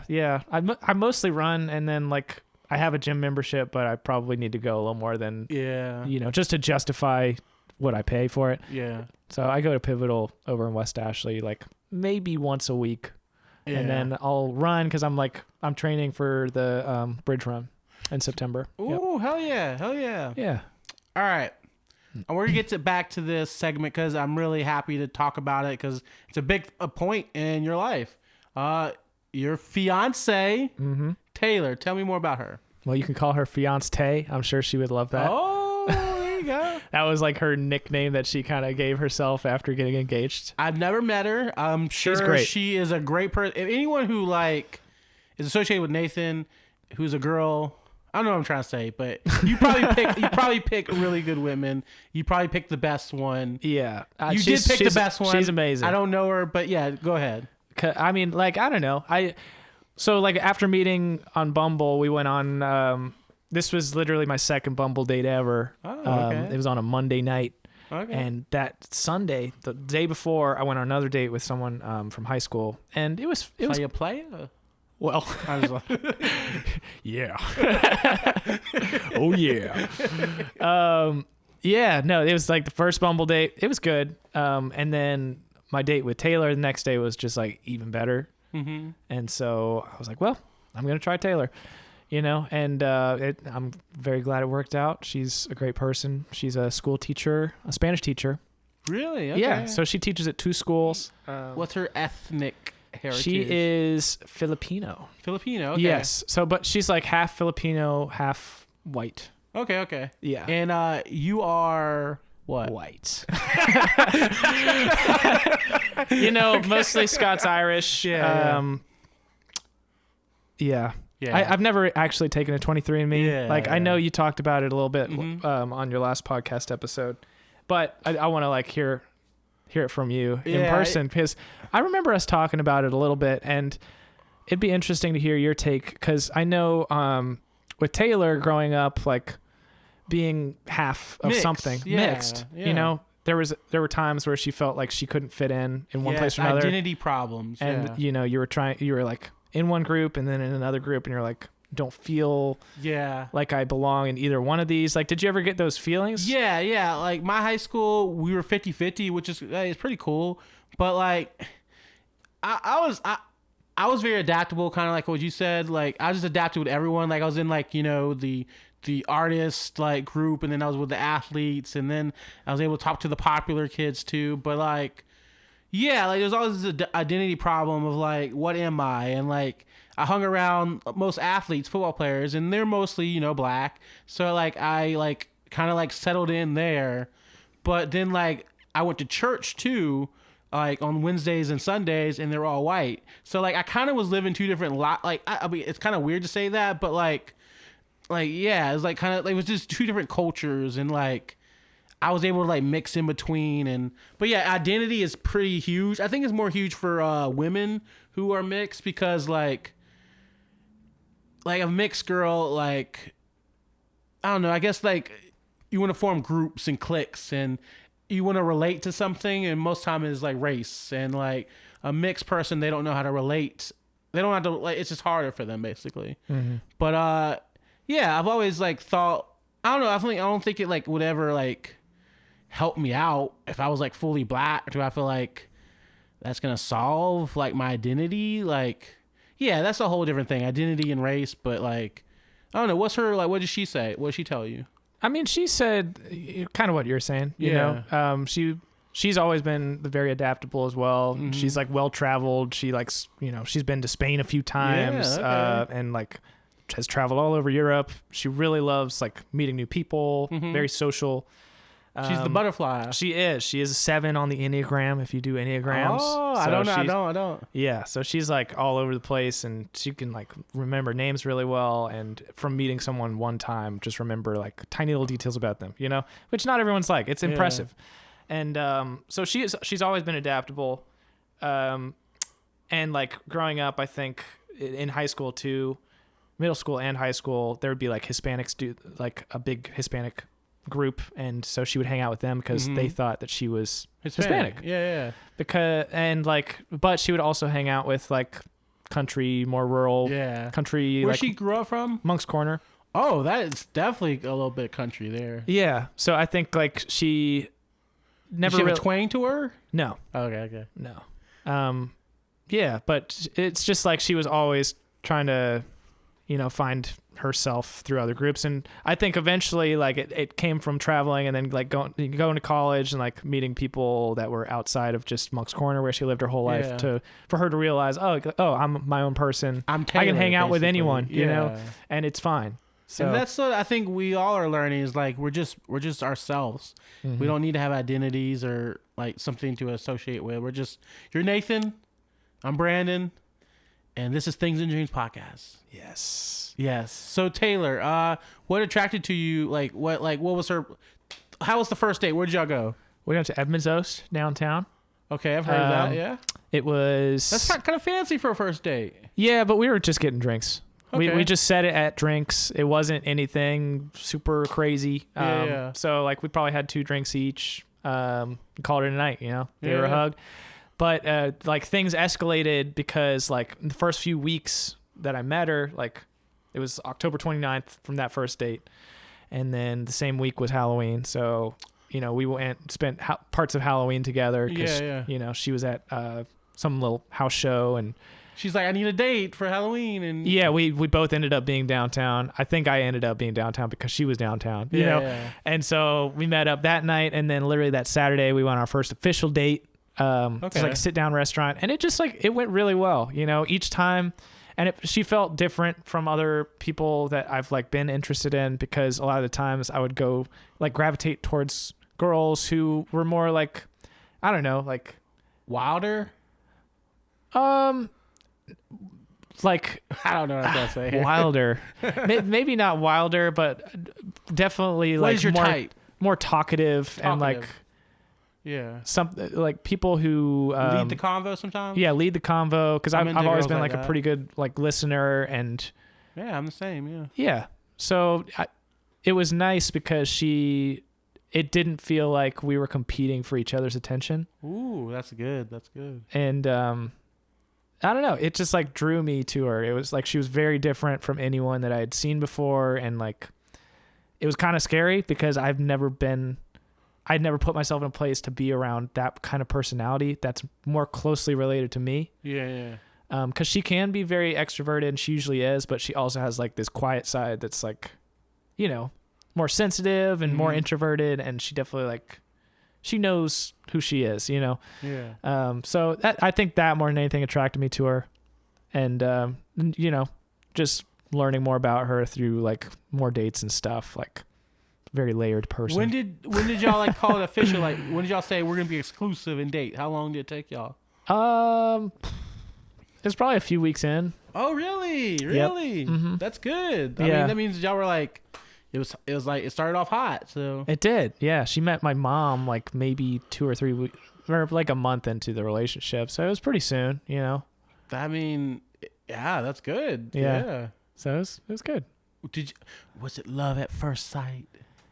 I mean, I was definitely like, I was really interested into her. Yeah. I couldn't tell if it was like love or if like lust or yeah. I mean, that's not horrible to say, but like, yeah. Yeah, you know, you definitely, like, I had some strong feelings towards her, but I don't think, like, it's hard for me to say love at first sight because you start loving that person more and more and more, like, you dig into, like, their personality and, like, why they are the way they are and, like, how you guys communicate well with each other and, like, but it only comes from time, you know? Yeah, you don't really know a person until, like, 6, 7, 9 months later. Yeah. Like a lot of people can hide themselves in a relationship and then like they show their true colors. So y'all dated and y'all got exclusive early, and now how long y'all been in a relationship?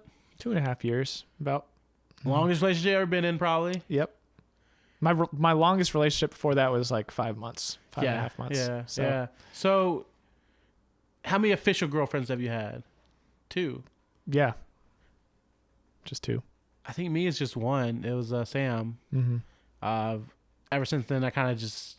Have you tried dating at all? Oh yeah. Oh yeah. I mean, like, but we don't call it dating anymore. Like, I think my problem was like I stuck on Tinder, and I started getting like girls, and we all realized that like we're not trying to date here. We're just trying to like hook up. Yeah.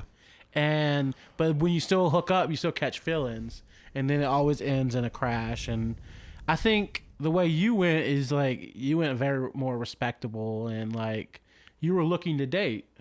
Yeah, and she was looking to date, right? I think so. Yeah. Yeah. She's not like she's just kind of a goofy person. Yeah. You know? Yeah. I could tell from the initial like date, like she's not the kind of girl who's hooking up. Yeah. I get you. She was a good person. Good one. Yeah, she's a good one. Not saying that people who hook up are bad. Yeah. We're not saying that. Actually, we are. We actually say that. I'm just playing. Small disclaimer there. So two You can and a make your half own years, choices. and then recently, what did you do, Nathan? I engaged. I proposed to her. Engaged, I guess is the wrong How word. was that? Tell me, like, the feelings going up to that. It was good. More than that, Nathan. Yeah, no, it was like a kind of a long time coming. We had talked about it before, like, hey. Really? Oh yeah. Like how soon? In the relationship? A year after? 6 months after? It was probably around a year where we were imagining, okay, we could be together, you know? Yeah. This is Yeah. a real thing. And then probably like beginning of 2020 or maybe late 2019 where we were both, you know, we started talking about it more because we were going to friends' weddings and everything. And that kind of like that kind of pushes it, you know, that pushes it. the envelope a little bit, or pushes the needle, sorry. And yeah, so we would just be like, oh yeah, like look at them getting married. We're getting older, aren't we? Yep. And she was talking about kids at some point. You know, like I think both of us want kids, but like not in anytime soon. Yeah. Y'all probably gonna like live the married life where y'all do stuff and travel. Yeah. I definitely want Yeah. to travel more, and I know she does, and try like making bigger moves with the career before like settling down. You know, That's smart. So Well, traveling is gonna go with your music career. yeah, hopefully. So now you and Ava are going to go all in on y'all's music. You said you're cutting back hours on your jobs. Mm-hmm. And like tell me about like just the process of like deciding that you want to go all in on music. I think like I would just be disappointed in myself if I didn't try it, you know. Yeah. And it sounds cliche, but it's like Yeah. it's true, you know. We've waited this long, and I stayed in Charleston for that reason, is because like we kind of made a pact with each other back when we had the conversation about taking a gap year after Ava graduated, and we got pressure from family to not do that. So we were both like, okay, you're going to go to school. I'm going to stick around, you know, until you graduate, and then we're going to try it. And so I could have moved to any other city, you know, could have moved to Atlanta and tried getting film jobs there, or LA or Savannah even. You still have dreams of Hollywood and doing like the big thing? Like I would love to I still love movies, and I would love to be in the process of it. Yeah. It's just like, you know, you got to be fully invested in that too. You got to know people, and you got to invest yourself. Yeah. So I think for now, like that's kind of being just in the back burner of my mind. And like I enjoy freelancing still, you know, just smaller projects that kind of make you creatively problem solve, that kind of thing. All right. So we're going to put the pizza in. We're going to take a little break. And then I think we should start our first song. Oh, okay. You think you're ready? Sure. Why not? All right. Let's do it. All right. This is Little Messes Everywhere. Here we go.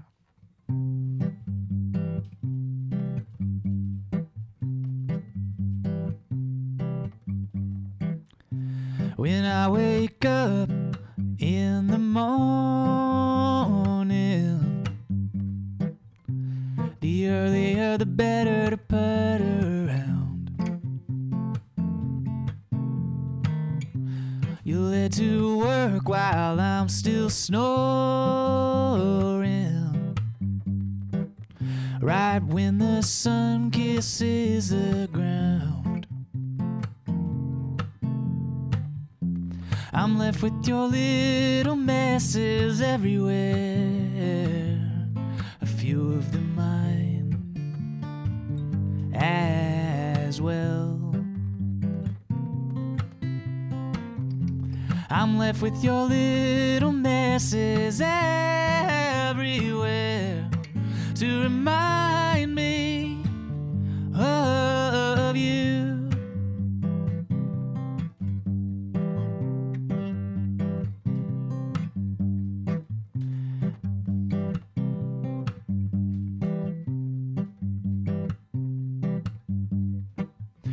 Your coffee mug, it stains the table.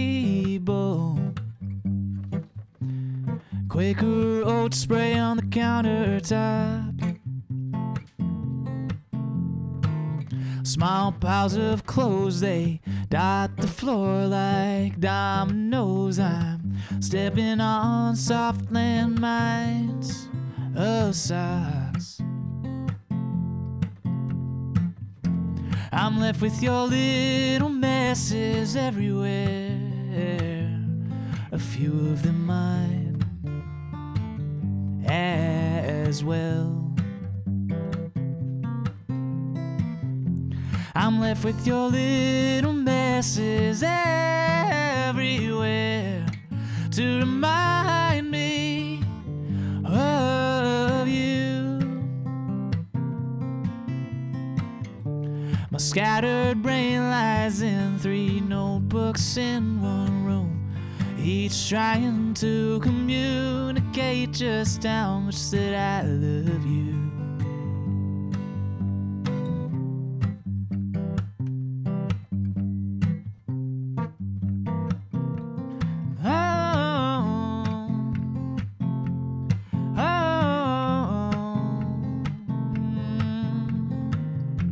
I'm left with your little messes everywhere, a few of them mine as well.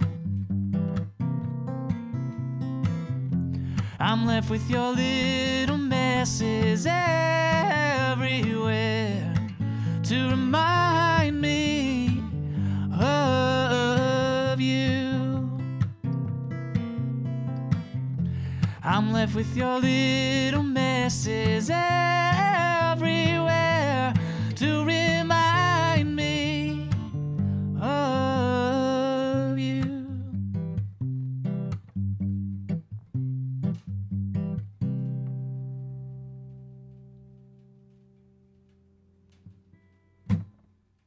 All right. All right. 1, 2, 1, 2, 3, 4. Stuck with your little messes. Okay, I'm not gonna try to sing. Here we go. All right, you're gonna do your version here. Ready? All right, ready. I don't know your lyrics, but There we go. Stuck with your little messes everywhere.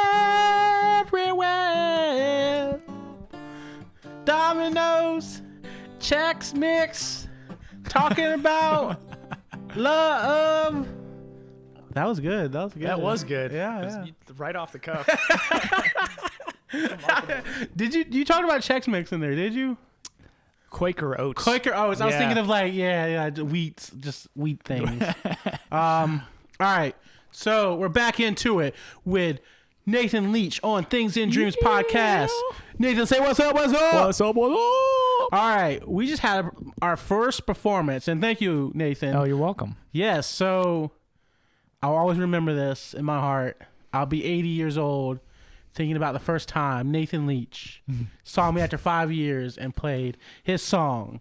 What song did you just play, Nathan? It's called Little Messes Everywhere. Oh, and what is Little Messes Everywhere about? It's just about, my significant other, my fiance. Fiance.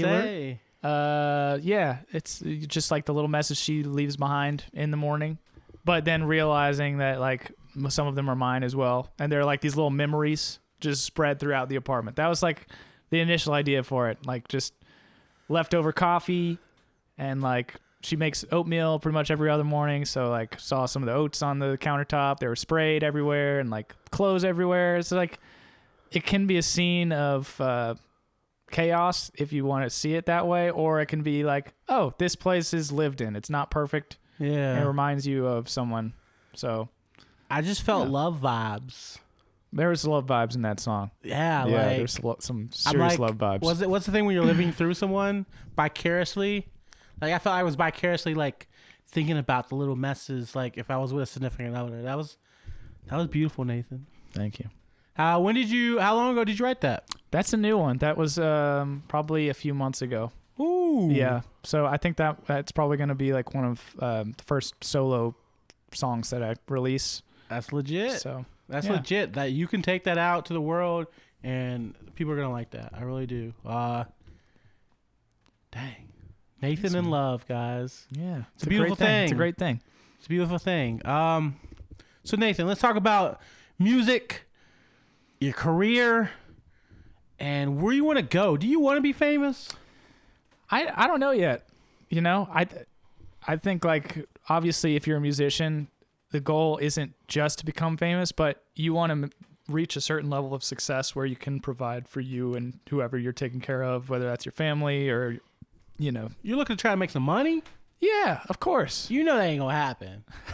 I'm just playing with you. I mean, yeah, you know the music business is hard. Like, yeah, you got to do it from your heart. And I think out of all the people, like I like the last person, Aaron Reese, I didn't know him personally, but Nathan Leach, I know if you're going to do something, you're doing it from your heart. Mm-hmm. And I haven't ever wanted to go towards music like from a commercial perspective, but I know it's important because there's a lot of working musicians who probably should be paid more or just hustle and grind their whole lives. And, you know, you don't see the full benefits of what could be possible if you had utilized your resources that you have in front of you that are free, like social media and, you know, platforms that are there that weren't there 20 years ago. I know a lot of people like bash TikTok. Yeah. But are y'all on TikTok? We just got on TikTok. Yo, kill it on TikTok. Yeah. So we have our own separate accounts. It's Ava Sings Purdy. I think Purdy? like Purty. She went that route. Yeah. And then mine is just Nate Leach, like N8 and then Leach. Yeah. But I mean, it's not like we're posting big things on there, but we are trying to like create distinctive solo sounds too, so that like when the duo can't get together, you know, for whatever reason. Is there ever gonna be like a band riff where you're like, I'm breaking up with the band, and like Ava walks out and then you walk out? We're trying very hard not to, because we're part of the same family. So it's like we don't want to make it awkward, and we've always gotten along well. What instruments does she play, by the way? She plays piano pretty well. Mm-hmm. She plays drums pretty well. Oh, that's cool. That's cool. Mm-hmm. Then usually she's on the kit. Hacky, what's it called? Was it a little shaky thing? Yeah, shaker. She can do some shaker. Yeah, and harmonica. But yeah. So Nathan and Ava music. I don't know why I said like Nathan and Ava music, but y'all are called Nathan and Ava, or Ava and Nathan. Nathan and Ava. Did y'all fight like who could be first? No, it was just like. Oh, okay. Yeah, you're the older brother, like. Yeah, I get some preference. Yeah. I don't know, Ava and Nathan and Ava. We never really had that conversation. I kind of just changed the channel name when she started doing more, and we were just like, eh. We really wanted to find a band name that was cool, and we still haven't been able to find it. But it's kind of hard. Y'all are like kind of set in y'all's ways now because of like your YouTube channel, and that's what they know you by. Yeah. So it's like our brand now. Yeah. To switch it up would kind of be detrimental in a way to the following, but you know, it might still happen. We'll see. Yeah. So Nathan and Ava on YouTube, and y'all are gonna try to put out music once a week now. I think at least like once every 2 weeks. 2 weeks. We'll see. And y'all just released something on YouTube recently. Mm-hmm. I'll wait. I wish. Mm-hmm. That's an unreleased original from our album that's probably going to release this summer. This summer? Yep. So, that one, Ava wrote that about just wanting to be closer to grandparents and like family members that live in Louisiana and like different parts of the U.S. And, you know, it's been harder to see them the past year as well. She wrote it before COVID, but it's kind of fun because you can interpret it as a COVID song. Yeah. Some of the lyrics can be seen that way. I think like that's probably going to be the reason we released it, is because we're part of this like singing contest right now called Sing United. It's with Trident United Way. Mm-hmm. So it's like a tournament almost, where we just made it to the next round. We got 15 other people or bands that we're competing against, and so Plug it, Nathan. Yeah, plug it. You know, we released I Wish, just the acoustic live version of that, us singing on a porch, just to get more votes. And so we got to the next round. Once the next round goes live, which we'll let everyone know on our channels. You can follow us at Nathan and Ava. Yeah. We'll let you know where you can vote, when you can vote. We'll have a new song that you can vote for. So yeah, we're gonna try and keep people posted about it. Yeah, and what's the prize? The prize is, I think the grand prize is like $2,500 and a music video. You get to meet a producer, like a Nashville, well-known, well-traveled Nashville producer. Another chance. Yeah, another window. Chance to get big again. Mm-hmm. That's pretty cool. So, yeah, we'll see what happens with it. Yeah, I mean, what's your backup plan if that doesn't come through? What are you gonna do? Like the singing competition or just music in general? Singing competition. Like, if it doesn't come through, what's your next plan to like? You're gonna tour, like? Yeah, we're right now we're just focused on local shows because COVID, yeah. you know. But we do want to tour eventually. I want to release the album first so that we can like plan shows around the album. People actually know the music before you go to a show. Because it's one thing to go to a show, but you don't know any of the songs because they're not up yet. And have you ever been on a tour? Mm-mm. Yeah, that's what I thought. Yeah. Yeah. No, the furthest we've ever gone for a single show was Waterford, Virginia. Ooh, how did that happen? So, there was a florist who owns her own farm up there, and she has this festival with a bunch of like florists, botanists from all over the world. And it's very random. But they needed music, and she liked our YouTube music and asked us to go and play for like a few days.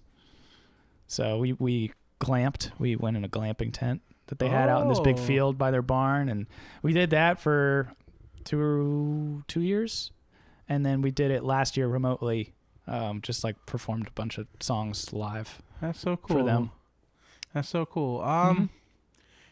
You got any questions for me? Dude, I mean, about anything. Anything. I can throw you any curveballs. Yeah, you can throw me a curveball.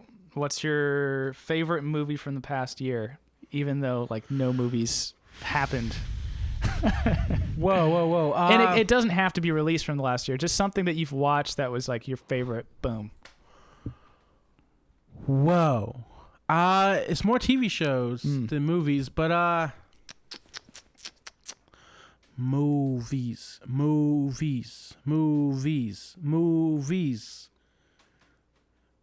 I can't think of any. What about TV shows? Mandalorian. Oh yeah. Star Wars. I have a Baby Yoda. Oh yeah. It's so hard because there's so much content out there. It's just hard to remember it all. You consume it and then like you got to go to the next thing. Consume it and go to the next thing. I haven't been really influenced by movies like that. What was the last best picture? Do you remember? I don't really. I didn't keep up with the Oscars this past year. The last best picture I remember was like The Shape of Water. Oh yeah, by Del Toro. That was like 2 years ago or 3 years ago. Yeah, I have nothing for you. You got another one? Another question? Let me think. What are your career aspirations right now? Okay, how about this? Specifically with this podcast, where do you want to see it in a year? In a year? In this podcast? I know like everything, it takes so much time. Like y'all took like 8 years to get where y'all at right now. I mean, y'all did have a viral moment, but like y'all didn't were expecting that, and that took like 2 years. With this podcast, I'm just looking to have a creative outlet, meet new people. I envision like going to different places, like traveling, have a traveling podcast, and basically like set up shop in like people's places and talk to artists and creatives that I meet and greet like over the internet, and basically it gives me a reason to travel and like. Basically just something to, and also get me out of my shell and talk more to people. And, you know, I wouldn't say I have many friends. Like, I never had that ability in my life to, like, have friends. So, and then I'm living alone now. So, like, that's a whole different experience. So this gives me a chance to, like, meet people, talk to them, have open conversations. It is therapeutic sometimes. And, I got to meet you after 5 years, and like we had a good reason to meet too. Like we're just not, and we live really close to each other. Yeah, now, like so we gotta hang out again. We'll break it down. I'll break it down to some of the truths. So one of the reasons why I didn't want to meet you because I was so embarrassed of myself because I gained so much weight since college. I didn't want to talk or see anybody from college because they saw me as a different like person, and like I just was embarrassed of myself. So I didn't want to like show my face to people. I didn't want to be in the public for like a long time. I just like was so just done with like, I don't know, just rekindling friendships and people. And I knew you were in Charleston like this long, but like, I don't know. I just saw myself as like not cool enough. I'm not cool enough, but just like, I didn't know. I didn't think I was like a great influence to be around people like, at the time, because I was always depressed and sad, and no one wants to be around that. So, yeah, I knew you were always in Charleston, and I never hit you. Like, I never like we always talked about meeting up so many times, and we were talking about it, and you're like, yeah, let's hang out. But me and my like introverted ways, I just stood. I mean, I just got stuck in my head and thinking that like if someone saw me bigger than I was from college, that they would just like, I don't know, just look at me in a horrible way, basically. So I'm over that now. I'm obviously putting myself out to the public again. I'm posting online. So, but to answer your question, what I see myself in a year is to see myself completely out of my shell again and living life. And the podcast is going to be a way to help me. Yeah, dude, that's commendable. And like, I didn't have any kind of stigma around not meeting up earlier. Honestly, I'm just glad that this finally happened, because it's good to just reconnect again. And like it gets life gets so busy. After college, and like it's weird if you haven't seen someone for a while after college. You don't know what they've been through. Yeah. Even after high school, it's like a lot can change in 5 years, and it can be like social. You can get social anxiety around just like reconnecting and rekindling with people, when really like it's a bigger roadblock in your mind than it really is in real life. Like I feel like through us talking, we kind of just like, it was just natural. We're just like, is Nathan and Brandon just like talking picking again? it up where we left off. Picking up where we left off. And that's one thing I am worried, even with like other friends from college, that I don't keep up with as well, that I used to be super close with. It's like, I know when I meet them in person again, like it's just going to be right where we picked up. Yeah. So with most people, I feel that, it's like you can, if you had good energy with someone in the past, like you'll probably have it again. It's not like no one's going to change that much, Yeah. And, I mean, we can get into other concepts. Like I thought at the beginning, we were like, this is going to be a great podcast, because I was asking if you're still a Christian, and you're like,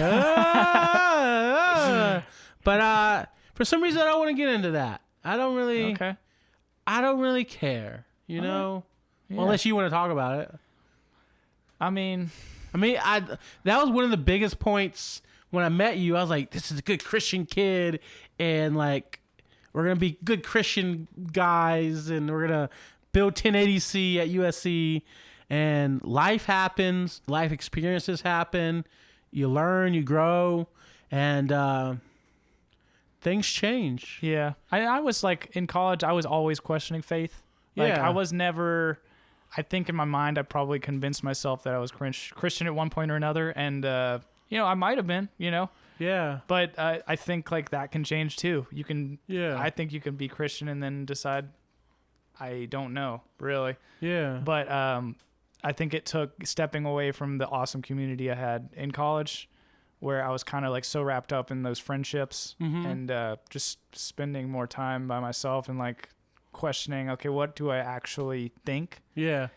Because it's easy when you're surrounded by a bunch of people you like hanging out with, And they believe the same thing you believe. It's easy. It makes it easy to make friends, makes it easy to hang out and just like, be yourself in that way. But like at the same time, it's something that I've come to appreciate. It's just like formulating my own opinions after college, and I don't really know one way or another what to believe, but I'm not trying to force my beliefs down anyone's throat either. So it's just like, it's adulthood, just like an open forum, Yeah, like you can change. One thing I'm always going to probably talk about is like religion. Like we were raised in the South, like there's a church on every corner, and we were both kind of raised in the church, almost shoved down our throats, but it's just like our families like you gotta go to church on Sunday, you gotta go to youth group, basically, and then we made friends that way, and just like you kind of grow, and if you're able to talk about God and Jesus, like it came natural when you're able to be around that.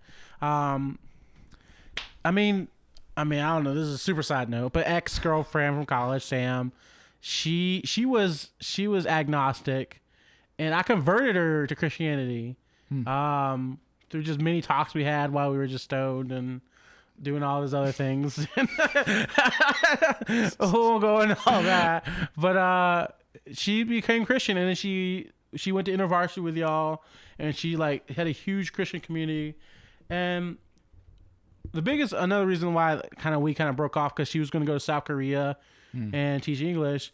And she was telling me that she joined another little Christian cult with with Koreans, and it got too much cult Christian.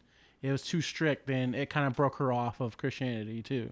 Mm-hmm. So, I mean, everyone has different like things that happen. Me, I said on the last podcast, is like I almost feel weird saying I'm not Christian, because like I was told all my life that if you don't want to admit it that you're a Christian in someone, that you automatically go to hell. I'm still Christian, and I haven't been to church in like God knows when, like 5-6 years, and I question it because I'm in my mind a lot. I'm by myself a lot, and I mean, you don't see God physically, that's for sure. But when you're by yourself, you gotta think that like your ego is either you, or like there's someone else like feeding your ego. And that's a good way to put it. Yeah, like, and then this whole concept is that like it's kind of felt weird and blasphemous, but like I've been learning in the past 3 years is like, God is a part of you. You are God, and that's weird to say, isn't it? Well, I don't know for you, but like you're like mind, body, spirit, like holy, like the Holy Spirit is within you, and so you start thinking that you are part of God, you are God. And so like I just have this concept in my head that like God is within me, and I'm a part of God, and it helps me. It's more of a comforting thing than anything, I guess. It's like I know that like there's an all-seeing power and someone that is like can control the winds and fates of my life if I just get down on my knees and pray and say I'm a sinner and say I did bad, and then everything's gonna be better. That's a very short summarizing of your religious my religious beliefs. Yes, but yeah. So that's that for Christianity. But other than that, Nathan, it's been 5 years. A lot has happened, and a lot as good has happened. Mm-hmm. Yeah. And you're growing as an artist. You're trying to do your solo stuff still, and you're gonna be great. Thanks, man. You're gonna have to be a slave to social media a little bit, though. Yep. Gonna have to. Yeah. Dive back into that. And just one last thing. We were talking about it while we were eating pizza. Just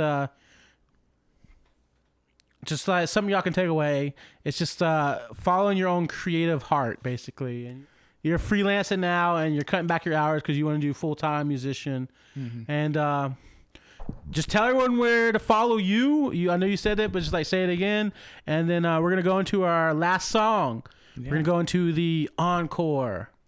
All right. Yeah. And you can follow me and Ava. I would follow me and Ava right now. I don't have much in terms of like the solo stuff yet. That's kind of in the works, but that's just Nathan and Ava. Nathan and Ava. It kind of runs together after a while. But we're on Instagram and Facebook and YouTube. So yeah, thanks for having me, like and man. Subscribe. And again, this is Nathan Leach, episode 2 of Things in Dreams podcast. Things in Dreams. I literally thought about it on a Friday, and I was thinking about things inside of dreams. And then I like the concept of this too. Yeah, because if you're my one gripe that I have with a lot of major podcasts that are like more well known, that are enjoyable to listen to, is like there's a lot of celebrities on it and people who have already made it. Yeah. And with this, it's like you're just talking to people who are in the process of it all, whatever that may be, which is kind of cool, because I think that you can get burnt out on podcasts where you can't relate to the people talking. Yeah. And if we have more like this, that was like just real conversations with people who have just, they're doing, they might be doing what you're doing or like struggling the same way you are. I think people will get a lot out of this. Man. Y'all can surely try to relate to Nathan, and he's just a genuine dude. Are you a bro? Like, bro. Bros. Okay. But support him. I really want y'all to support him. Like I said, before I said, this is gonna be like a little bit heart to heart. I don't call, like, I was on Instagram. I was like, I said, what did I say? I don't know what I said. Anyways, I said, I have it on like my old roomie. I need to call you a friend, man. We're friends, man. Yeah, like it's so hard because like I don't keep up with people, and I haven't kept up with you, so it's hard to like just go straight into it and say like I'm your friend when I haven't seen you in 5 years. But like you still can be friends with people. And, yeah, like we're reconnecting now. Yeah, this is yeah. Good. So follow my friend Nathan Leach. We've been through a lot of funness together, and we both grown. And we both grown our separate, like, on our own, too, these past 5 years. So he's about to do some grown folk music now. All right. We're going to the second song. And talk about the second song before we start, and then we'll go into it. Yeah, I got to think. I was juggling between two, but I think I'll sing I Wish, which is, usually Ava sings it, but I'll try singing it. Okay. Just to give a little taste of, like, the Nathan and Ava duo music. Yeah. So, yeah. All right, y'all. Second song. You know what? I'm going to do a different song. All right. Yeah. It's kind of strange. It didn't feel you. It didn't feel like Yeah, this is a little weird. I'm trying to do Ava's song. It's her lyrics, right? Yeah. Okay. I'm going to do a different song. I'll just, man. yeah. Okay. Sorry about that. I'm going to do... I've never tried like a solo version of that song just with me, but I can't sing it like Ava does. Challenge, Yeah. I was a little too lofty with my goal there. So this one, let me know when you're ready. This one is called Roaming Mind.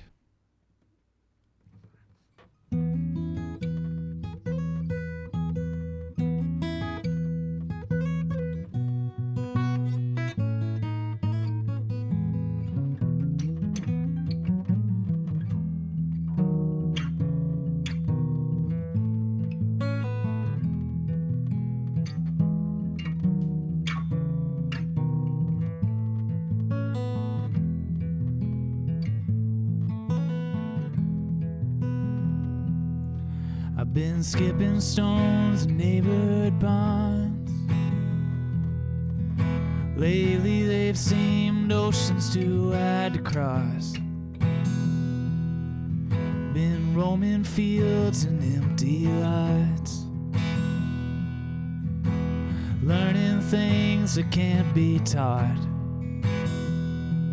And I'll put my faith in something new, 'cause my dad said, son, there's nothing your mind can't do. I've been crossing my T's and dotting my I's, making only mistakes till I got something right. And I'll just keep falling 1,000 times till I can do something more than just get by.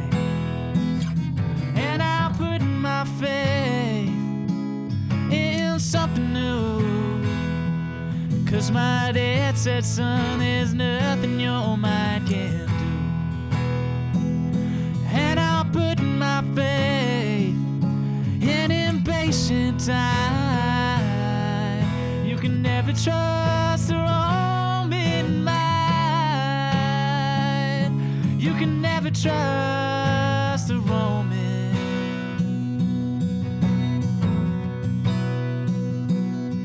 So higher power, come on down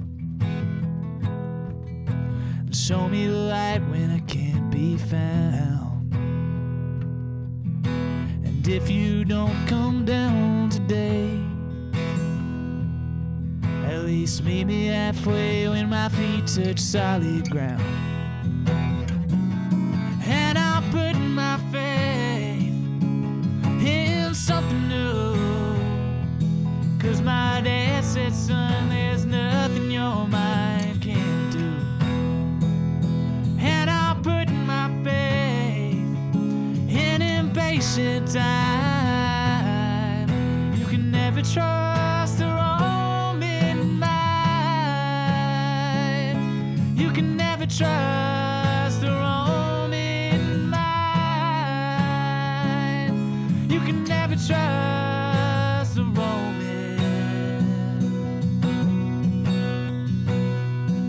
The Roman mind.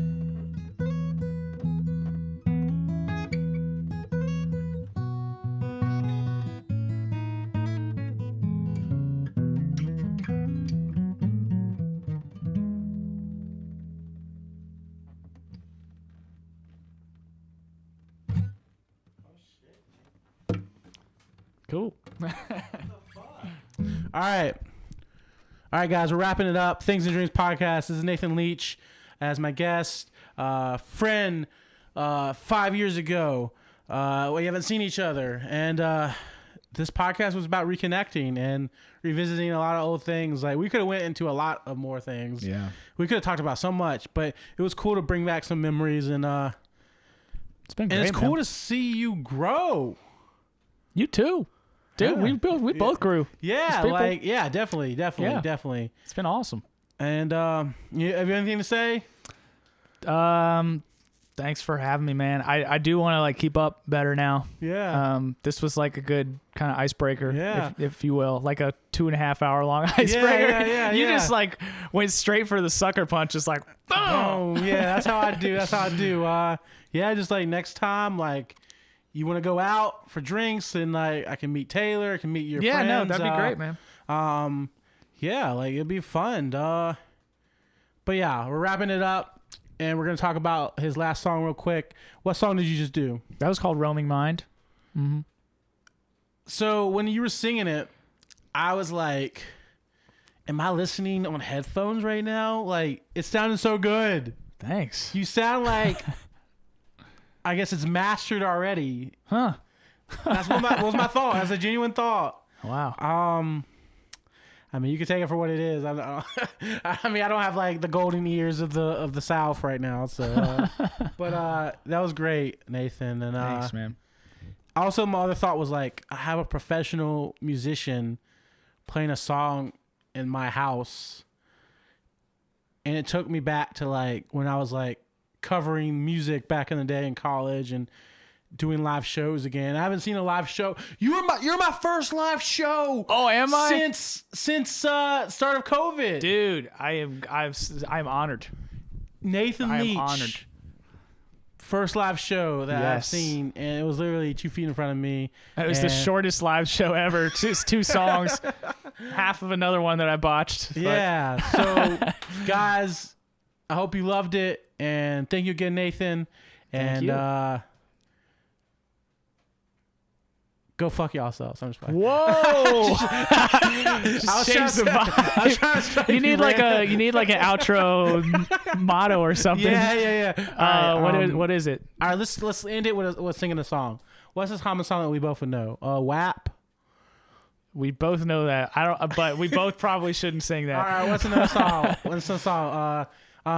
Closing time. Time for. We I don't know the lyrics. words. I don't know the words. Closing time. time. Time for another alcohol, whiskey or beer.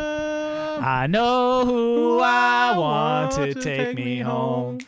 I know who I want to take me home. Take me home. Okay, here we go.